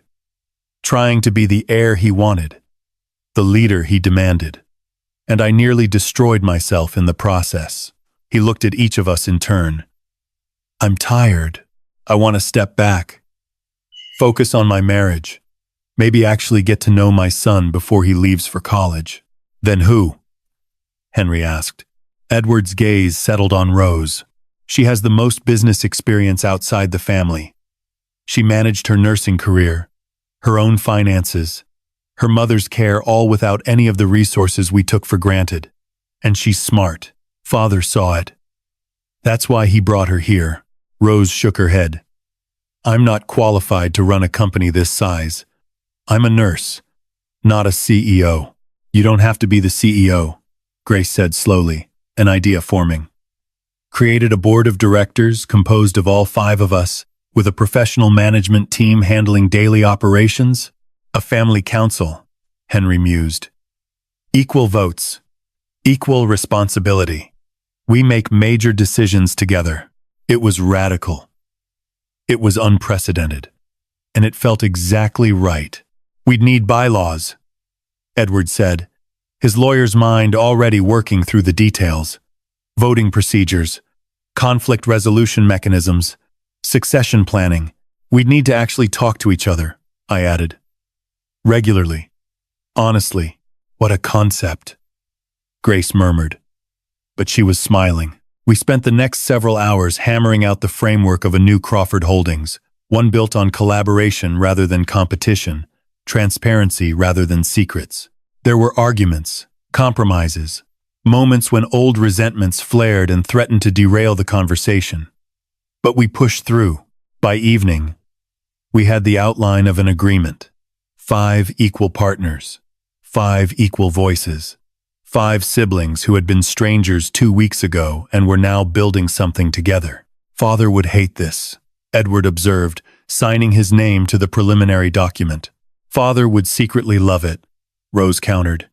He spent his whole life trying to control everything, but in the end, he chose to let go. He chose to trust us. She was right. For all his flaws, my father had seen something in us that we hadn't seen in ourselves. The capacity to change, the capacity to grow, the capacity to become a family. So what happens now? Grace asked. I looked around the table at my siblings, these people I was only beginning to know. Bound together by blood and circumstance and a shared determination to do better than the generation before us. Now, I said, we start actually being a family. Asterisk, asterisk. Task. 27. The verdict. Asterisk, asterisk. 6 months later, we gathered in the Stamford Superior Courthouse for the trial of Robert Chen. The courtroom was packed with spectators, journalists, legal observers, curious members of the public, drawn by the sensational nature of the case. The story had everything the media loved. Wealth, betrayal, poison, a family torn apart and slowly mending. Every detail had been dissected in newspapers and cable news programs, turning our private tragedy into public entertainment. I sat in the front row beside my siblings, our shoulders touching, drawing strength from each other's presence. Rose was on my left, Grace on my right. Edward and Henry flanked us like sentinels. Margaret sat behind us, her weathered hands clasped in her lap, the woman who had held this family together through everything.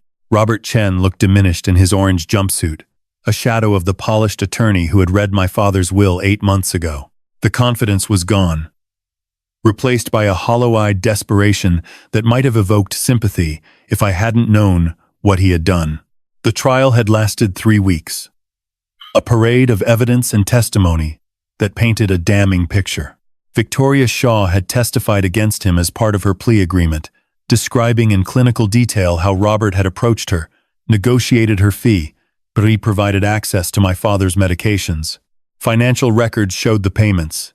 Text messages revealed the planning. Surveillance footage captured their meetings. Robert's defense had been predictable. He never intended for William Crawford to die. He was guilty of many things: theft, conspiracy, reckless endangerment, but not murder. The jury hadn't bought it. Has the jury reached a verdict? Judge Patricia Hammond asked, her voice echoing through the silent courtroom. The foreperson, a middle-aged woman with graying hair and kind eyes, stood. We have, Your Honor, on the charge of murder in the first degree. How do you find? Kime, we find the defendant guilty. A murmur rippled through the courtroom. Robert's head dropped, his shoulders slumping in defeat. On the charge of conspiracy to commit murder, how do you find? Guilty. On the charge of embezzlement in the first degree? Guilty. On the charge of tampering with evidence? Guilty. The verdicts continued 4 counts, all guilty. Robert Chen would spend the rest of his life in prison, his legacy reduced to a cautionary tale about greed and betrayal. Judge Hammond scheduled sentencing for the following month and dismissed the court. As the bailiffs led Robert away, he turned and looked directly at me. His lips moved, forming words I couldn't hear over the noise of the crowd. I'm sorry. I didn't respond. Sorry meant nothing. Sorry couldn't bring my father back, couldn't undo the years of deception, couldn't heal the wounds that his actions had inflicted on our family. But as I watched him disappear through the side door, I felt something unexpected. Not satisfaction, not triumph, but a strange, hollow peace. Justice had been served. The chapter was closed. Now we could finally move forward. Outside the courthouse, a crowd of reporters waited with cameras and microphones. Edward had prepared a statement, carefully worded to express our family's gratitude without revealing too much of our private grief. But it was Rose who stepped forward to speak. Our father, William Crawford, was not a perfect man, she began, her voice steady, despite the flashing cameras. He made mistakes. He hurt people. He kept secrets that caused immeasurable pain. She paused, looking back at us. But in the end, he tried to make things right. He gave us the truth, even when it was ugly. He gave us each other, even when we didn't know we needed it. And he gave us a chance to become the family he always wished we could be. She turned back to the cameras. Robert Chen betrayed that trust. He took advantage of a dying man's vulnerability and accelerated his death for personal gain. Today, justice was served. But this verdict doesn't bring our father back. It doesn't erase the years of deception. It simply closes one chapter so that we can begin writing the next. She took a deep breath. We are the Crawford family. We are flawed, we are healing, and we are together. That's the only statement we have. She stepped back, and Edward guided us through the crowd to the waiting cars. As we drove away from the courthouse, I looked at my siblings, these people who had been strangers 6 months ago and were now the most important people in my life. That was brave, I told Rose. She shrugged, but I could see the emotion in her eyes. I spent 35 years being invisible. It felt good to finally have a voice. Grace reached over and squeezed her hand. You've always had a voice. We just weren't listening. The car fell silent as we drove through the Connecticut countryside, past the familiar landmarks of our childhood, toward the estate that had once felt like a prison and now felt like home. Justice had been served. But the real work, the work of becoming a family, was just beginning. Asterisk, asterisk, task. Robert Chen was sentenced to life in prison without the possibility of parole. The judge's words echoed through the courtroom with the weight of finality. Your betrayal of trust, your calculated cruelty, and your complete disregard for human life warrant the maximum penalty this court can impose. Robert stood motionless as the sentence was read, his face a mask of defeated resignation. When the bailiffs led him away for the last time, he didn't look back. Victoria Shaw received 25 years.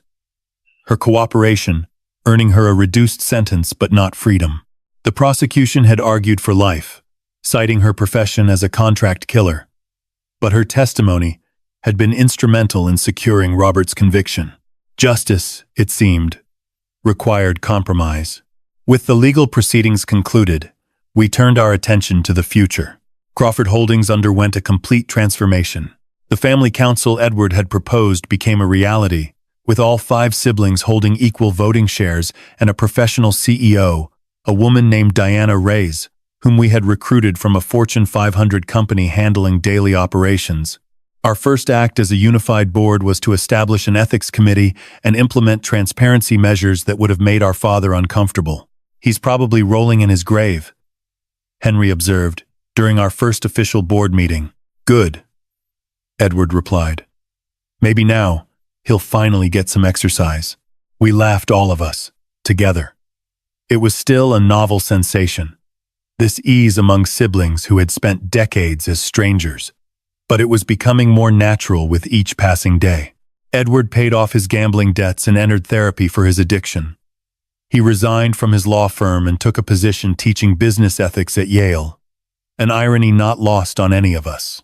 His marriage, strained by years of secrets and financial stress, began to heal. I saw him smile more in those first months than I had in our entire childhood.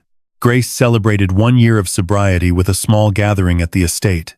She had started volunteering at a women's shelter in Stamford, using her legal background to help domestic violence survivors navigate the court system.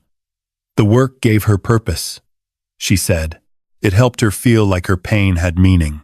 Henry's cancer treatment was progressing better than expected. The experimental protocol he had been pursuing, the one that had led to his suspicious arsenic purchases, showed promising results. His doctors were cautiously optimistic. He reduced his hours at the hospital and spent more time with his children, teaching them to sail on Long Island Sound, taking them to museums and concerts, being present in a way our father never had been. Rose officially changed her name to Rose Crawford Chen, honoring both her biological father and the mother who had raised her alone. She continued working as a nurse, but shifted her focus to palliative care, helping families navigate the final stages of terminal illness. "I know what it's like to lose someone slowly," she explained. "I want to make that journey easier for others." As for me, I returned to my painting. But this time, it was different. The lonely apartment in Bushwick was gone, replaced by a studio on the estate grounds, a converted carriage house with north-facing windows that flooded the space with perfect light. I painted my family, portraits of each sibling, capturing not just their features but their essence. Edward's quiet strength, Grace's hard-won resilience, Henry's complex duality, Rose's gentle wisdom, and I painted my father. Not the cold patriarch who had dominated our childhood, but the man I had glimpsed in his final videos. The man who had loved imperfectly but completely. The man who had spent his dying days trying to undo a lifetime of mistakes. The portrait showed him in the garden, surrounded by my mother's roses, his face turned toward a light that seemed to come from somewhere beyond the canvas. It was the most personal piece I had ever created, and when it was finished, I hung it in the study where his stern official portrait had once intimidated visitors. "It's beautiful," Rose said, standing beside me as we looked at the painting. "You made him look at peace." I think he was. At the end. I hope he was. Do you forgive him? I considered the question. Forgiveness was complicated. My father had caused tremendous pain to me, to my siblings, to Rose, to countless others whose lives he had touched with his relentless ambition. Some of that damage could never be undone, but he had also given us this: a chance to know each other, to heal together, to become the family we were always meant to be. His final act had been one of love, however imperfect. "I'm working on it," I said finally. "Forgiveness isn't a destination. It's a journey." Rose nodded, understanding. "Then we'll walk it together." The estate had changed in the year since my father's death. The formal gardens had been redesigned to include a meditation space and a playground for Henry's children. The cold, museum-like interior had been softened with comfortable furniture and family photographs. The study where so many secrets had been revealed was now a gathering place where we held our weekly family dinners. We were not perfect. We still argued, still struggled with old resentments, still stumbled over the scars of our shared history. But we were present. We were trying. We were, against all odds, a family. On the anniversary of my father's death, we gathered at his grave, a simple marble headstone in the family plot next to my mother. Each of us had brought something. Edward, a copy of the new company charter. Grace, a 1-year sobriety chip. Henry, a photo of his children. Rose, a pressed rose from the garden. I brought a painting, a small canvas, showing 5 figures standing together, their faces turned toward a rising sun. "We did it, Father," Edward said quietly. "We found the truth. We found each other. We're a family now. A real one. It's not perfect, Grace added. But it's ours. Thank you, Rose whispered. For finally seeing me. Henry placed his hand on the headstone. Rest now. We've got it from here.